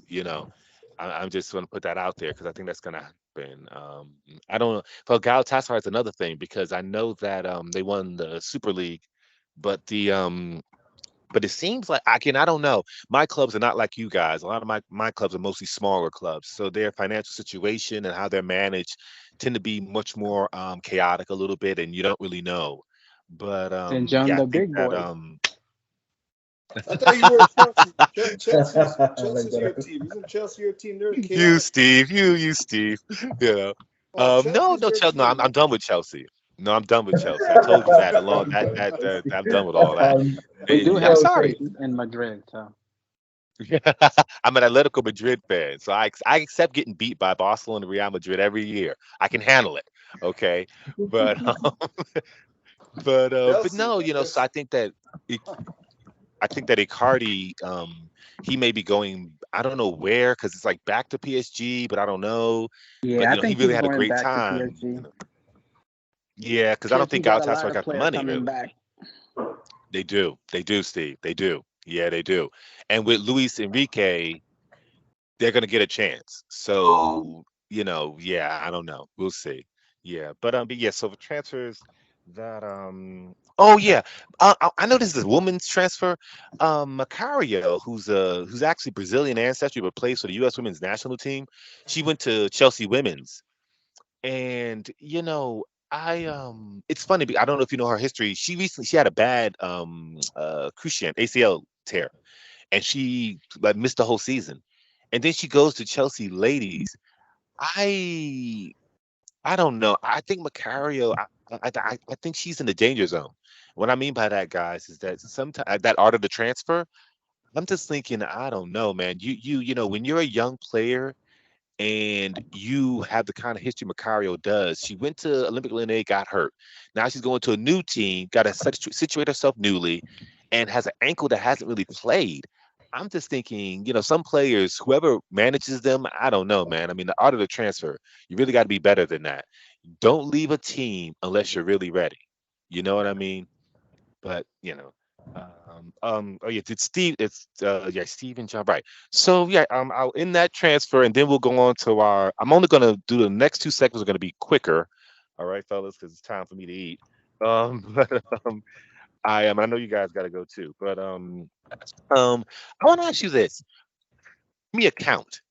How many more players will leave for a team in Saudi Arabia between now and August 31st? Go. I say Who's about first? 20. You said I say Steve about. 40? I say about 20. 20 more. 20, Steve? Yeah. Okay, Hey, okay, dude, okay. I can agree I with mean, that. if And you know what? we being honest, most player that's leaving right now, that's because where they're currently playing. I don't know which team, Chelsea, you know, West Ham. That money that Right. Saudi Arabia is offering them, they probably will never Yeah. get it unless they go to Right, Saudi right. Arabia. It's So it's EPL extended. Right, right. yeah. Mhm. And So let if me they to, get let the me chance, yes, of course they're gonna go. and let me touch on that a Right. little bit too. And I said this Okay, in one John. of the messages within the group. I said this. Basically, these players are being asked to do so much lately, right? All of these different Cubs, the World Cup, their thoughts on making it every 2 years instead of every four. They basically have a minimal amount of vacation hour recovery time. You know, some of the big teams, those guys are playing every 3 to 4 days. You know, the World Cup just recently that, they were playing in November, in that time frame. You know, if I was a player and you're telling me that I have to do all these things, I'm gonna get paid for it too. And I'm gonna go to a club that's telling me, you know what, I'm gonna pay you whatever the hell you want, just like Benzema did. Here's a blank check, write it for whatever you want. This is what I'm gonna pay you. And I get why they're doing it, right? They're trying to make that league bigger and better. They're touching on that MLS idea with more money. And Right. as a player, I would be like, heck yeah, I've done my deed in some of the bigger clubs, some of the big name clubs. Now it's time for me to get paid. And like, yeah, Right. But why the You know hell what not? if though? I may Hold on. add, Sorry. go ahead, Clay. No, I was gonna say there's one aspect that I think, and I think it's just for like Europe, like an ignorance. I think some of those players are Muslim, right? Some of those players who are leaving and going to Saudi Arabia, they identify with the culture. So it's not Yes. as shocking. Some of us might say, "Oh my God, how could Koulibaly leave? He just got to Chelsea, and he's about to leave and Right, go there. right, Or how right. could Benzema, after all these years, stay?" These people, their faith is also something that is I see part of what you're the saying. culture Yeah. there. So it's not it's kind of natural in some ways. We say, well, they might fit in. They might go there. They don't have And money. they go into Money. a rich country like Saudi Yeah, Arabia is Muslim, but yeah, they're going to be part of the rich caste in Saudi Arabia too, yeah. who The lives up the money's high going to be life. there. Just Let's for the blame the record, money. but yeah. We know the money's going to be there. They have that more than the EPL. So the money's Right. there. But I think there's also a cultural aspect that it's not so. Mm, We're you're right. thinking Pundits are from missing our it. Pundits are perspective. missing it. You're right. Yeah, we're thinking, You know Yeah. what? And it's different. okay, if I can add to that, Clayton, sorry to Yeah, cut you off. I'm glad yeah. that you brought that up. And because I remember with you saying that, I remember Mesut Ozil and something that Mm. he stated about him playing and being Muslim and his inabilities to do certain things with his faith because of the um, what the requirements that were for the teams and all of that and he made some big statements about that while he was playing at Real Madrid and I'm glad that you brought that up because I think that's something that people don't attest to some of Mm, those You players remember that Demba mm. do. Ba? You remember Demba Ba years ago? And He bye. Right, he wouldn't right. he wouldn't wear I think it was Newcastle. They had the jersey that had a gambling sponsor. Yeah, Right. Demba Ba. yep, yep, Right. yep. And Well Demba done, Ba Clayton. I said, remember I that. think it was him. Wasn't that him? He was like, I can't. It's against my thing. He's not going to have that problem. I'm just saying that sort of aspect is kind Right. of already understood if you're going there. So the money we already know is good. But some of these people, they're like, yeah, I under, they're going to let me, if they need to pray, if they're going to accommodate the things that I'm already doing in my own life, Right. Right. But plus the but weather if And it and won't all, seem like foreign. the if I have weather. to say, I don't think this whole South Arabia, I think it's gonna work. You don't To think be so? honest, no. The reason why I say it's not gonna work is because is South Okay. Arabia gonna do this No, I'm every going two to add three something to years? what you're saying. Are they gonna do this every 2-3 years, spend billions of dollars and stuff?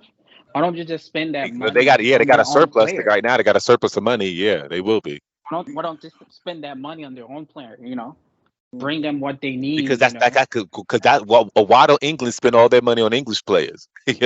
Come on. This is to make their England. brand Come bigger, on, man. listen. English produce player. Don't get me wrong. They do produce player. Mm-hmm.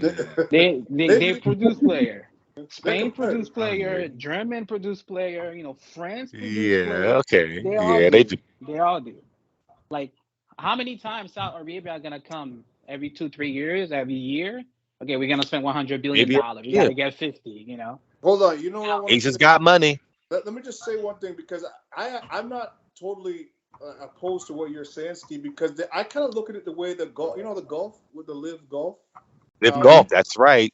That's how just right. Saudi Arabia just came in there and now they're partners. I think that could be the end game, where it's more like, okay, we have money, we can get into we have the money, but for the actual integrity of the league, for it to be sustainable, for people to be injured, they're going to need to. There's got to be another shoe has to drop somewhere where, like with golf, I got to cut in here. I was just saying I got to golf cut in merged. here. I'm just saying golf. I got to cut in here, Clay. Oh, okay, we gotta go. Okay. No, I got to cut in here, not cut out. I got to cut in here because Clayton, Let me just finish this is what happened. This is what happened with. Let me just finish. Okay. I just want to finish it All because right. Live Golf, they merged with the PGA. The PGA didn't have the money to fight them, but the Live Golf didn't have the standing, the ground. I don't play golf, but I have friends who are serious in the golf. I have a buddy who lives out in Panama. Try to bring golf there, doing some crazy things, and he was telling me he couldn't. It was hard for him, who's a golf addict, a fanatic. He couldn't find live games. Like it was, he could, but sometimes it was this time. So the access for even the hardcore fan was limited. Also with the time zone. So it was a natural merger when you realize the PGA don't have money. And the live needs the thing. So I look at Saudi Arabia now, what they're doing, and Steve's saying, well, they can't keep putting they can keep doing it, but it still might not generate them the profits to make what they're investing in. So there might be another shoe to drop where somehow, some way maybe it's this Club World Cup thing. I don't know, but there's something else to me that has to come for them to make it lucrative. See, Clayton, this is the thing, though. The analogy with live golf is interesting because you got to go back to the beginning of that. The PGA publicly said, so you got to be fair to them. They said that they were representing the honor and integrity of the game. Yeah, man. That's why they didn't join them in the first place. That was what PGA said publicly. Well, right, but the thing is that BS. But the thing is that what it exposes is that the power of the Saudi Arabian money is stronger than what Steve may be suggesting. Now, I'm not listening. I don't know. I wish I did know what these people's finances was because I would have money. But the thing is that the reality is that right, from what we know from the outside, I think they have the money, Steve. That's to your original point, right? That they don't have the money to keep this up ever, and I disagree with you there. I think they do, because also going to your point, Clayton, about time zone, the live golf games weren't available in the United States, but you know where they're available at? Everywhere else. Like everywhere else could get those games. Okay, trust me, especially in Asia. And again, Asia's got money. I'm not trying to knock down the global wealth, but I think that you guys aren't seeing when it comes to Saudi Arabia, there's money there. Like even this war, I know this is a side thing, but in most of the rich people of Russia, you know where they live? In that same area now. Now, I know there's a war. I get that. I'm not trying to get political in that sense, but there's money in that area, and it's just growing by the day. So with that comes revenues and sponsors. I have this question. Before you go real quick, hold on. What just dawned on me is the fact that we're here speaking in terms of U.S. and Canada and a bit of South America issues, but you're right. A lot of this stuff is Europe related, and maybe in Europe they don't really care about the fact that there is, just as an example, that the time zone might be a little bit different because they can still access that. We're the ones that are having an issue with it because the time zone is so different from us. But that doesn't work. So exactly. hold on. Exactly. But I think that's the point, though. That's important because I'm not even American. The American audience is important for business. Well, just like But are it's important. well, but golf is But are they? complicated. Yeah, golf is complicated. In the World's Game, there's so many more people But in in China. football, Remember it's when they not. made the World Cup? If Live Golf, they have the money. We know Live Golf has the money. But the world has the audience too, Clayton. That's And John's the point. I audience. agree. So then what in God's name made them merge with the PGA? Because PGA knew they were getting beat, and instead of getting beat bad, they took a deal. But think about that. Me and you know, PGA doesn't have the money. They upped the purses and stuff, but they were losing money. They could not. And they tried to battle them in public instead of just accepting the deal in the first place. So why did Saudi Arabia turn around and say, "Listen, we're going to give you an out, and we're going to merge with you, and we're going to"? Because the goal is to make more money. Because the goal is to make more money. Saudi Arabia is not trying to kill others. They just want to be part of the field. They want to be part of the conversation here. Steve, what do you want to say, Steve? Yeah. I just want to ask a question.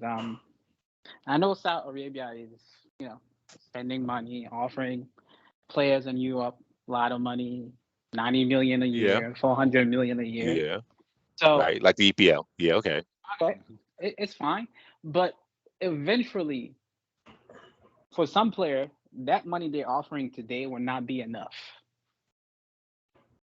Like, it's okay now. They offer Conte 90 million a year, right? Yeah, great money. Right, okay. Unbelievable. But there's going to be a time where 90 million is going to be too little for them. I don't know. I don't know about that, man. 90 million. Okay, you're right. Okay, yeah. In the future, yeah. If they keep going in that direction, yes. 90 million, man. 90 million. I mean, I'm giving example because of what's his name, Conte. That's what he's gonna make over there, right? I mean, some players are getting more. I'm just saying. But eventually, it's not gonna be enough. Hold on, Clayton. Let Steve go. It's not gonna be enough. You're gonna approach certain players, like for Mbappe, for example. You want to get a guy like him. I don't know. Mbappe's still no. Mbappe's not even in the picture. You never know. You never know with this guy. You want a guy like him, right? we didn't think Benzema was in the picture either, and see what happened. Yeah, that's a good point. Good point. You're right. Something like that can cause where, eventually, like you say, in the future, where these type of money like they're getting right now is nothing, which is gonna. But there's one thing I want to answer your question. The market is already ruined, but it's gonna get worse. Well, I'll say this too. The big question for Saudi Arabia is how much they're going to make out of Asia, and I'll explain. When these Saudi Arabian teams travel in the Asian Football Confederation Cup, right? Then we'll see, because that'll be the real testament to what kind of sponsorship power they have. You understand? Meaning what? You if you look at Qatar, Saudi Arabia, United Arab Emirates, India, China, right? You look at those countries, Japan, I apologize. You've got, I would say, half of the top richest countries in the world, right? Mm-hmm. So the thing is that if they go to if Al Ittihad, right, goes on and wins the AFC Champions League, right, and then they get a whole horde of sponsorships, this is going to work. I'll tell you that. I get your point. I think we'll just have to see what kind of happens sponsorship wise, investment wise with the AFC Champions League, and if it becomes a huge windfall, then it's going to work. And what I mean by that is it could become a huge windfall, and the United States isn't even watching it. That's possible, because the Chinese have money. The country's got money over there, and they got huge viewing populaces. So I argue it could happen that they could. We'll see. I mean, we'll see what sponsorships do. I think UEFA and FIFA is going to intervene. Knowing them. Oh, see, you're going. Well, I don't know. Maybe I don't know about all these things. Yeah, that could happen. I see where you're going. They're gonna come with certain rules. I don't know what kind of we'll rules see. They're gonna come with. But what if they don't, Steve? But what if they don't, Steve?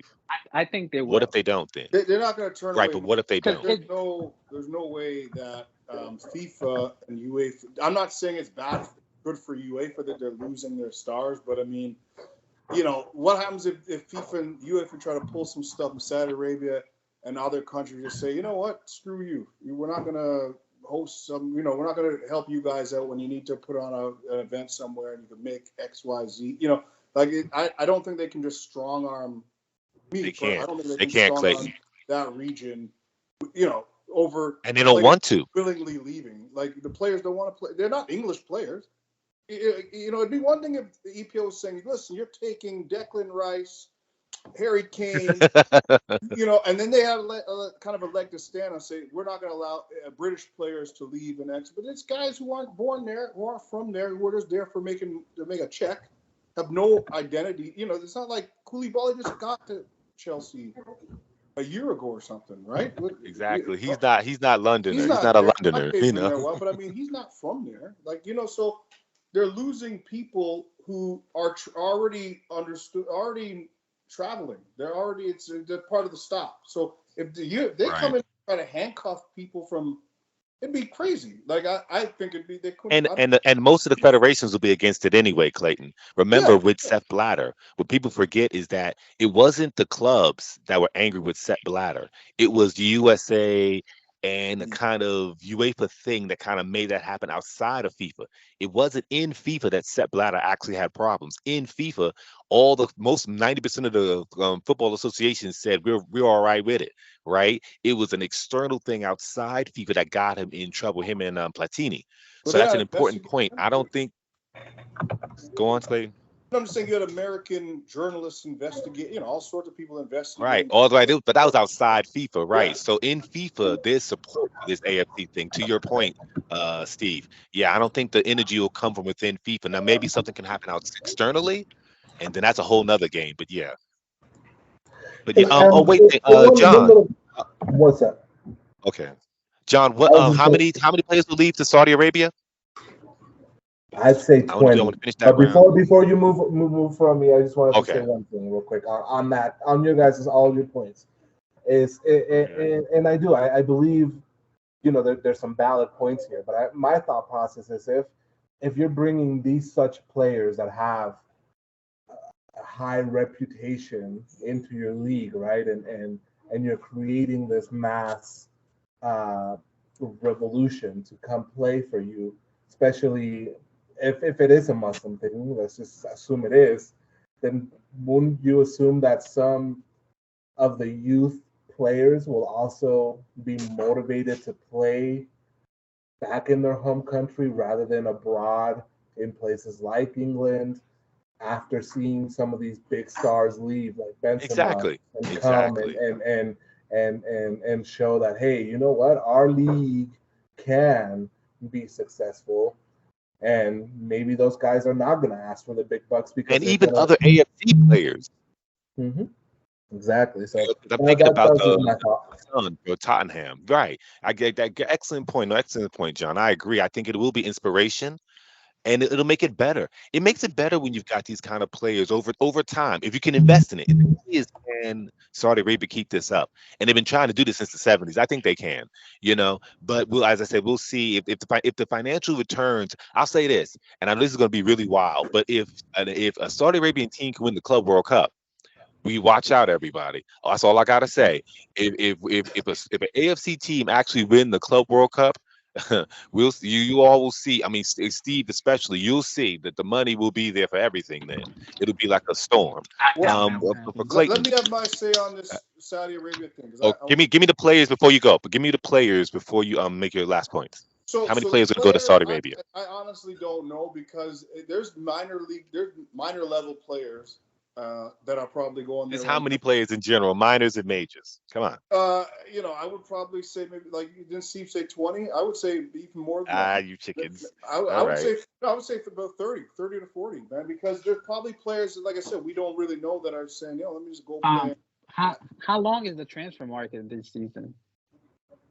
Well, it's still August 31st is everywhere, really. You understand? That's the over thing. Now, when our countries can pick within that space. Do you understand what I'm saying, Steve? Well, how many have gone over there now? Let me Google that because I don't know. I don't know, man. I don't know. You got Benzema, you got Conte, you got Koulibaly, you got what's his name? The guy from Crystal Palace, Zaha. Zaha, right. Zaha Oh yeah, Zaha's leaving. That's right. Yeah, you have Za. You have who else? You have Finally leaving England. So Took them right long now, enough. let's look at this. Anyway. Look at this. There's a tracker. They have a tracker here on ESPN.com. Okay. Uh, Funny. so Conte, Ruben Neves, Koulibaly, Edouard Mendy, Ziyech. Edward Mendy, really? Yeah, I saw that. Yeah, man. Yeah. Yeah, Mendy, wow. Benzema, obviously. We had Ronaldo last year. But you know what I mean? Like, they got a bunch of people linked. Zaha, so Zaha's there. I didn't know that. Zaha's there. They can take Vallejo, Andriozola, and Mendy from like too. Why don't they do that? Vallejo, man. Right. Lingard. There's got to be more than this. I thought there would be more than this. I mean, it seems like No, remember how it goes. Remember how it goes, Clayton. This is where the news media is so poor. Most of the teams in Saudi Arabia are actually owned by individuals. The four big name teams are owned by essentially the royal family indirectly. Remember, Saudi Arabia is a proper monarchy, not like England. England's a elected government that's got a monarchy. Saudi Arabia is actually a strict direct monarchy. So the thing is, the royal family essentially does own indirectly everything, and so so they have an investment fund that took over the four big name teams that actually won the league. But all the other 16 teams are actually owned by other very rich people, indirectly or directly connected to the royal family in Saudi Arabia. Do you understand? So the thing is, the royal family's got the money to do everything because they've got that kind of money. But these other people are really rich too. The question is, who are they going to get? And more than likely, they're going to wait. They're going to wait to see who comes with the bigs and then filter for them. But I do think that the lesser teams of Saudi Arabia is a great thing too, really. But the question is, I think for them, it's like they don't want to do business with a player who just wants to increase their wage in UEFA somewhere, right? Which sometimes what players do, right? They'll say, I want to go here. They really just want another team they're on to increase their wage. So they're going to be more cautious than the royal family, who has really inexhaustible money. Yeah, there's players. So I don't know who this is, but Pedro Reboco, Rebocho. I don't know him. He's from Lech Poznan, so wherever that is. Ivo Rodriguez. Oh, Poznan, yeah, that's Polish, right? Yeah, that's what I'm saying. So that's what I'm saying. Saudi players got people like that coming that we don't really even know. So that's what I'm saying. They could be 20 to 40. What do you think? It says 20? Right. Yeah, I got you. Right, 20 to 40. It right. might actually end up being something like that. Paulo Victor from Chavez is gone to Al Oak Dude. You know what I mean? There's people. Right. That's a lesser team. Yeah, that's a lesser team. Yeah, there's people, and then there's obviously transfers in between within league. But no. So just to say one quick thing about the Saudi thing. I personally think that it's okay to have another league gain some prominence. I don't think it'll ever be something that's going to rival the Italian Super 5 or whatever. But it could draw as many stars as the Eredivisie does, or I don't know how many people go to Liga Portugal that aren't. You know what I'm saying? How many foreigners go in there? Yeah, well, I mean, I think from a superstar perspective, you could say they're only up under the likes of England, Spain, really, in terms of number of stars, because France really only has PSG. Like, France is really a youth league. I mean, there's stars that are there when they're young, right? Not when they're older. And then you got Germany, you cut out Bayern, and it's another kind of youth kind of league, right? So I argue that Saudi Arabia, in terms of its quantity of stars, is only under Spain and England now. Yeah, but but I, maybe when I'm looking at a league and it's like importance or impact, what about the eyes as to who's their TV contract with? I don't, again, I know you laugh. Well, that's Asia, right? And they own the TV. See, this is the thing, right? The American audience, the European audience, it's very, it's very. Just throw this out there to answer that real quick, and then you can continue. Sorry to cut you off. Being Sports is already being heavily linked to that. So Being Sports is going to be. Al Khalifi, genius, Al Khalifi. So, yeah, but I mean, I'll be honest with you. Ever since they lost La Liga, Yeah, but I you know, like. but yeah, but you I, know what's funny? It was the right thing to do. I mean, I look at it. I look at being sports. I think Khalifi's a genius in terms of broadcasting because he understands that. First of all, being Sports USA is just one part of the global being sports thing, which you guys got to understand. So yeah. being Sports USA is just a small wing in a very large thing. Okay, you know. So in that sense, yeah, he only has. Remember, he has La Liga in other countries. You understand? In the United States, being sports is a minnow, but in most of the countries of the world, being sports actually covers most of the big leagues. So it's a little bit of a complication. You understand what I'm saying, Clayton? So Yeah, It we yeah. go back again to a U.S. versus the world type thing. I No, mean, but in we're the talking. U.S., exactly, I'm sports, exactly, speaking of John. the North Exactly. American experience because to me, Exactly. EN Sport is not as big as ESPN here, but my God, like I find ESPN horrible. Like I just Yeah. don't. god awful. God, like I don't like. I like that ESPN exists. I think they do 30 for 30. Some of those things are good. They've done obviously good work over the years, but I find every time they get their hands on a property, they just fuck it up. Sorry for like they just make Wow, it. Disney, poor Sorry, Disney. sorry, but they just they make it like BN Sports, even though it's smaller, there was it's like you could tell, Focus. like with love, you could tell those people who are working there and putting on the program, talking. They they weren't making money, but they were like, you could tell they were fans, true But fans. Yeah, well, being sports is let me focus, you know. And let me then I throw see this it's at you, got no Clayton. corporate. Though, Wait, no, John, Yeah, is that sorry. you? with what you said, yeah, with what you said, Clayton, with just to ask you a question about what you're saying is Yeah. ESPN, but who is ESPN's main focus? Yes, it I, is a sports network, but who yeah. is their main focus? No, I get that It they're is beholden to NFL and NBA, and that's right. So when you watch those leagues, right? When you watch those sports in ESPN, do you agree? Do you feel the same way as how they reached out to soccer, or in my case, the NHL? Do you feel no, like no, their no. But hold on for a commentators and all second. that were, huh? Hold on. So as someone, okay, you guys watch football. Tell me this. I like American football. Um, Mhm. NBC when they had like the Sunday night package for the NFL Yeah. did a better job than what ESPN did when they had Sunday and Monday night. It's whatever they do, and when you compare them against other American networks who don't have Clayton, I think that you're CBS does a better job with football yes. than Yes. ESPN. I think that They do. But I'll CBS does a you know, better job with college basketball than what yes. ESPN does. Okay. But there's a NBC, thing. you know what I'm saying? Like that. So I'm not really. Okay. It's you Yes. can compare them against other But you know what American. it is? There's a pundit a sports pundit who used to work for ESPN who's on another show. I forget his name. White guy, pretty popular. But the thing is, he always calls ESPN the mothership. Yeah. And that's, I don't know if you know Parliament Funkadelic, but like the mothership means this kind of super alien thing. And that's the truth.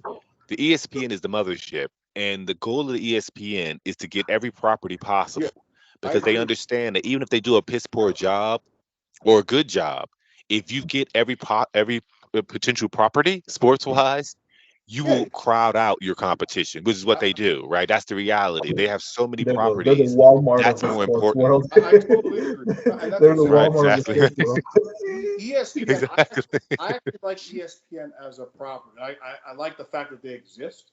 Even with you're right. They're the mothership. They're the Walmart. They're, but what I'm saying is, Right. when I act as a viewer now, as a fan, I can we can all now analyze and say, wait a minute, they're not that good. That what they're doing, they're actually Right. when you Yeah, they're see other not. They're not. people They're not pulling that good. off the same thing with less, they're like, geez, man, Right. BN Sports offered much more, uh, like Quality.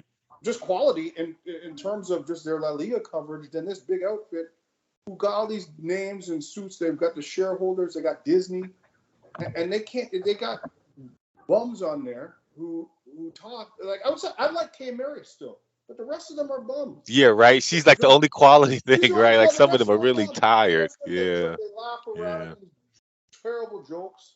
You know what I mean? Like the guy Ali. Jesus Christ, man. The guy. I don't know. And you know what's funny? Most of the beIN Sports team actually went to CBS. If you look at it, right? We all hate Ali. You know what's funny? We all hate Ali. So they all went to CBS. Say again. Say again, John. I was just agreeing that we all hate Ali. We all hate him. Right.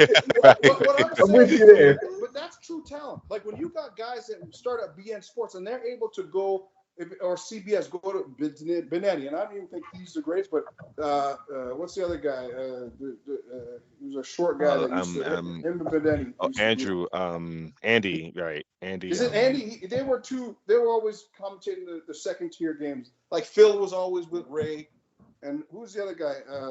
I can't remember the names. But what I'm saying is they were able to go to different networks because they actually had talent. And they were ESPN, CBS to say, okay, these guys are pretty good at the lower levels. Let's bring them in, whatever. ESPN can't send any, once a guy's done at ESPN, I'm not saying he can't get an NBC or something, but if he's actually done it, I don't know where he goes to podcasting on his own. Like he can't. There's nowhere to really go because he's. I don't know. I find that they're just too corporate, and it's hard in my head. And that's why they own everything, right? I understand it. All right. Yeah. Oh, okay.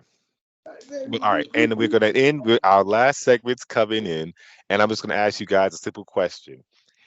I was gonna ask you the condition of your clubs. I said I think we've covered all our clubs enough. So we got to go. What will your club win in this coming season? I will start with Steve. Okay. Don't say the wrong thing, Steve. I have a dream. This year I'm gonna go bold. Okay. La Liga and Champions League.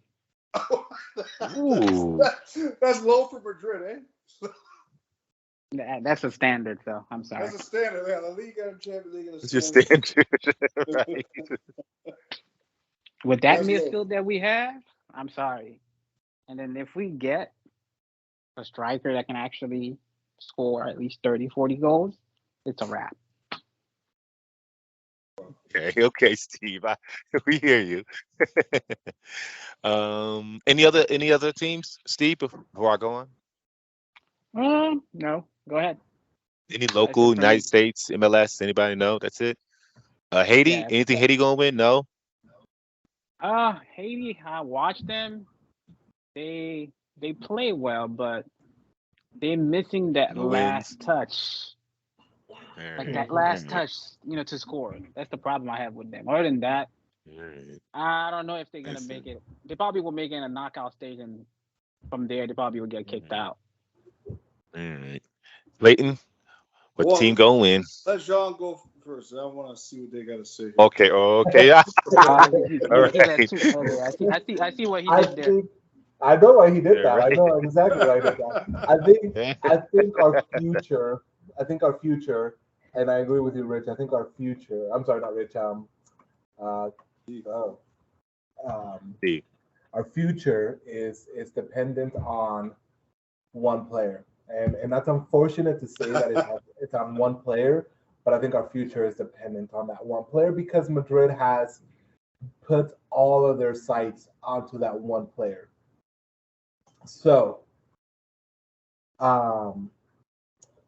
yeah, that's that. So with Real Madrid, with Manchester United, I think they're gonna keep themselves in fourth place ish. They're gonna do a run like Arsenal, maybe come out the gate just killing it, but then they're just gonna fall short. They're gonna do an Arsenal play and just not do it.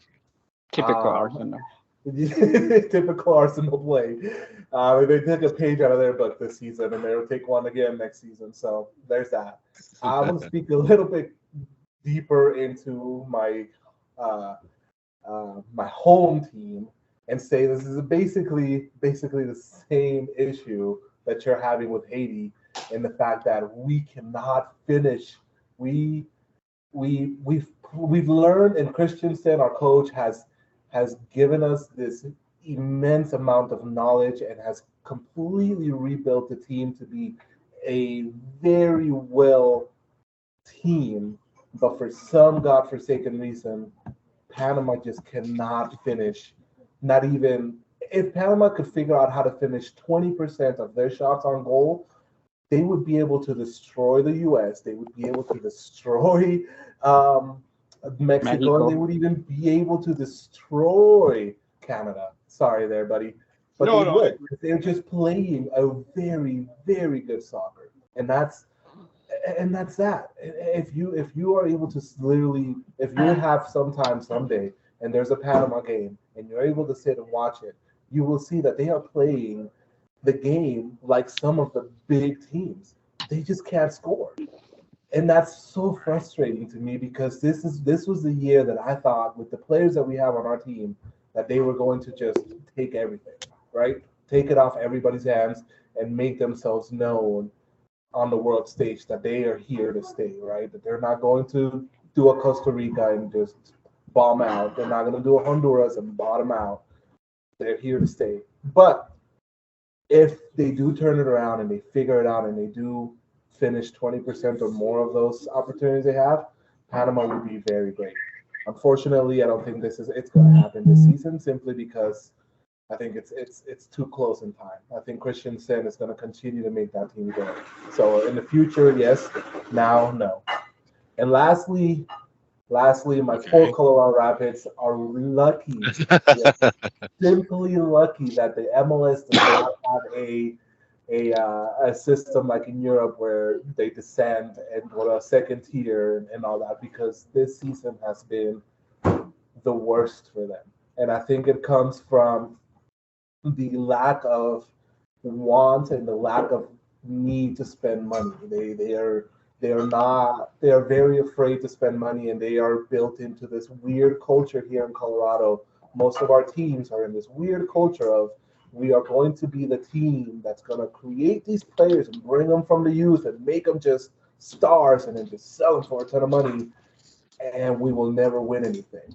And I think for some reason that is what the culture expects here, but I hate it. I want to win. I'm a Real Madrid fan, and I love trophies, and I love celebrating. And Colorado's been great this year, right? We've had the Nuggets, the Mammoth, the Avalanche. Cronky Sports has won with also NFL with his LA Rams, right? He's. I just wish he would buy the Rapids so that he would build in that system as well of winning mentality. So I will end there. All right, Clayton, go on. Now you've been holding down. Go on now. I don't. It's what you can hear me though, right? Like I'm on my headphones. Yeah, I hear you, man. I was just gonna say for Barca, I think they can win the league this year. I actually think they'll be better. But that comes with a caveat. Like if they don't, if they're not able to sell any players and they are not able to bring anyone else in, like this is it, just Gundogan and Ignacio Martinez, like the left-footed back, I think they'll only win La Liga. I don't see them winning the Champions League. Not even if they, I don't, no matter under what circumstance, I cannot see them winning the Champions League. So I think they can win the league. I think they can win the Copa del Rey. I think they can get that done this year. Are we talking about other leagues too? Like who we think can win? Yeah. Your teams, your teams, man. Well, right. You know what? Because you were talking about the EPL there, I actually think Manchester United is going to do better this year. I don't see City. I don't see City winning the Premier League again. I don't see Liverpool back there, but I see United or Arsenal actually breaking Man City's hold. And I don't see Chelsea. Chelsea, I don't know. There's something going on there. Right? But, it's a curse. It's a curse. Yeah, and then for the local team, TFC, clearly they just fired Bob Bradley. They're going to be lower than Miami by the time Messi starts playing. That's funny. That's funny. There's no hope there. I don't know. Like there's really no hope for them. But I can't see anything on the horizon. I can't see them obviously making the playoffs, but I can't see them like for a while, competing. Like there's something that's got to change because They've got right. Insigne Oh, and Bernadeschi, and they're just not good enough at this stage, right, to carry a team like that. So, but anyways, yeah, all right. that's it. That's it. Yeah. If I can throw All one thing right. out there to the EPL, Okay. my dark horse team this year is Newcastle. Newcastle is Oh, going to Newcastle. Ooh. Indeed. They're not a Indeed. dark horse. Man. They're not. run away with that table. They are fun. They are finally fun to watch. And that Finally. midfield. You know who did the other team? Brighton. That Brighton. Brighton team, too, yeah. because Brighton is interesting. yeah, they're interesting, man. So Very interesting. Are they I see gonna keep Chelsea it up, though? getting Chelsea and Tottenham, and I hope Kane leaves Tottenham. I hope he goes to Munich or United. All right. I will. Let's see. All right. All right. I hope before you guys go, The. I hope Son leaves Tottenham as well. I don't know Oh why. yeah. Right. You think Really Son will? like Is Son. he up? I really like him. I think he has like a year left on his contract, but I am a big And Levy fan. is a hard negotiator. Levy doesn't let him go easy. He's a hard No, and I'm negotiator. a big fan of his. Man, this guy. I wish he would do well. Like I wish him well, right? Like I wish he's one of Yeah, I those do players too. that I Yeah. enjoy watching. Great him. player. Yes, like very great player, and I wish there was a way that he would go somewhere better for him. That He would give do him good in Madrid. opportunities. I don't know if you guys remember. He would do I well. think he'd do good in Madrid. I agree. I agree with you. I've said it before. Madrid's too filled. Madrid's too filled. Yeah. No, I agree with that too. But I think he would. He could be a striker in Madrid. Rude would be Mr. very Roy good at did say Madrid. that. Said watch said out that? Say, Steve. for Song. I Who? said Rude Mr. Roy did say that the striker, the Netherlands striker. Oh yeah, but Mr. Roy. Yeah. Yeah, he did. He did said that. He said that to watch out for Song when they used to play together. I'm telling you, if he can ever leave Tottenham, that the Where, John? Give me a where. Tottenham, Give me a where, John. I wish I was his agent, man. I would get him out of there so quick. He's such a Yeah, I good wish you were player. his agent too. How old is he now? It's probably like 30 now. He's still at a good age, and he's still Yeah, playing he's very still well. good. Yeah, he's still good. I saw him. I mean, it needs to happen in the next year or so for Perfect him time to to. leave. I agree. Exactly, but he needs to leave. He needs to leave Tottenham. Tottenham is no good for him anymore. I'm done.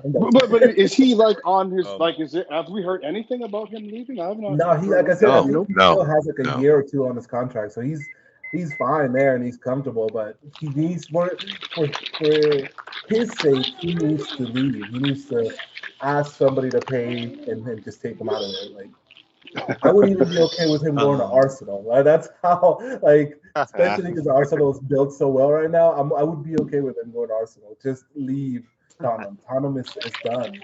They need him out of there. Yeah, Arsenal is doing better. Yeah. Say again? No, I'm just saying Arsenal is doing better now. Yeah. Olympic. I would like the first club I thought about is a club none of you know, but it's called Turbine Potsdam, and I hope they win the second division of the German women's system. Is someone laughing? No, I don't know who that is. I thought it was a person. Right. Me neither. I don't know. Yes, Turbine Potsdam is a team in Potsdam in East Germany. They won the Champions League, actually, the Women's Champions League, but they got relegated. They didn't embrace the sisterhood thing. It's a whole thing. I'm not getting into it, but the point is just that they were relegated last year. Just ended the last season, and I would like them to be promoted right back up. That would really be for me a great achievement considering all the things. For Botafogo, well, I mean, Botafogo may have a chance to actually win the Brasileirão, the Brazilian Serie A. They're near the top. I think they're still the top, but they're near it. And I mean, I don't know if you guys can understand, but Botafogo hasn't been here in a long, long, long time. So it's that'll be a hell of a thing. They're like an 80s. Say again? Right? They're He like just signed a striker. something like that, right? they were pretty hot back in the '80s or something like that. I remember. Oh yeah, yeah. But they don't have. They're one of the minnows. But Mhm. Texter owns them too, which is funny. He owns two of the teams that I follow, which is odd. But but yeah, we'll see what Botafogo does. I would like them to win it. I have to admit that. Maybe even sentimentally, I don't know. Those seasons are very long in Brazil, and the second half of the season can be really, really a fight. But we'll see. But at least they got a chance right now. So I'd like to see that happen by the end of the season, which is comes at the end of this calendar year. Olympic Lyonnais women. I'm going to say this. I don't necessarily say they have to win the Women's Champions League, but I would like for them to get to the final just to create to get that drama level up again. Because something tells me Barcelona is going to be there. Barcelona women's going to be there again, or at least close. And so if they get to have another round with them in this thing, that'll be just fun. I don't even know that they don't even have to win it for me because I know that they're going through a. I mean, this could be the last year for a lot of their senior players. They won those rebuilds, so they I don't necessarily have to win everything, but it'd be great if they can get to the final and win the division on again. For the 18th time. No, the 22nd time. I don't know. They won it many times. Forgive me. Um, Let me think. And yeah, that's in terms of trophy. That's all I can see for my teams. Oh, I apologize. And Aina Kobe. Yes, they're Japanese. Yes, they're a women's team. Yes, they're top of the table in the Japanese league in Japan. They're leading right now, so I think they'll have a chance to definitely win again. But yeah, and that's it. I think that Atletico Madrid women's, no, I don't see anything.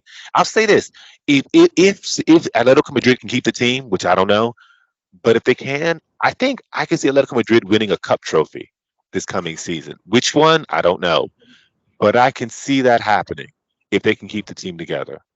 And yeah, so that's it. So, fellas, Hold on. thank you Let me for just your one wait. question about Athletic. Okay. Do they take um the cup, like the Spanish Cup, seriously? Do you think? You know how, like, I Yeah, know Champions League, Simeone want to league, win. like, Yeah. yeah, okay, like they always Yeah, dress. Simeone want to win everything, man. Yeah, Okay. but remember, Atletico Madrid don't really have goals. You got to look at Atletico Madrid as a team. If you look at the Simeone era, right? His whole era as coach. If you look at the top goal scorers, once you take out Diego Costa and Luis Suarez, in all earnest, Atletico Madrid is very lean on goals, Mm, really lean, and thus you can't win. You can't win trophy. You need those people, right? I don't care yeah. what kind of system you got. You need the goal scorers. I mean, look at Guardiola. People can say they want about his system and his genius. It's kind of funny. Holland came in this year a goal monster, and I don't know. It's kind of funny how that works, right? So goal monsters matter. And Atletico Madrid, we don't have the money Mm, for the goal monsters. So at least not without conditions, right? Like Luis Suarez was older and that kind of thing, right? It's complicated. So, and with that being said, it's hard to win these things. We'll get deep, but you sometimes need those beasts that can just bring in a goal when everyone else fails. So we'll mm. see. All All right. right, and yes, well, fellas, it's been a great show as always. And for anyone who's listening, excuse me, good morning, good afternoon, good evening, and enjoy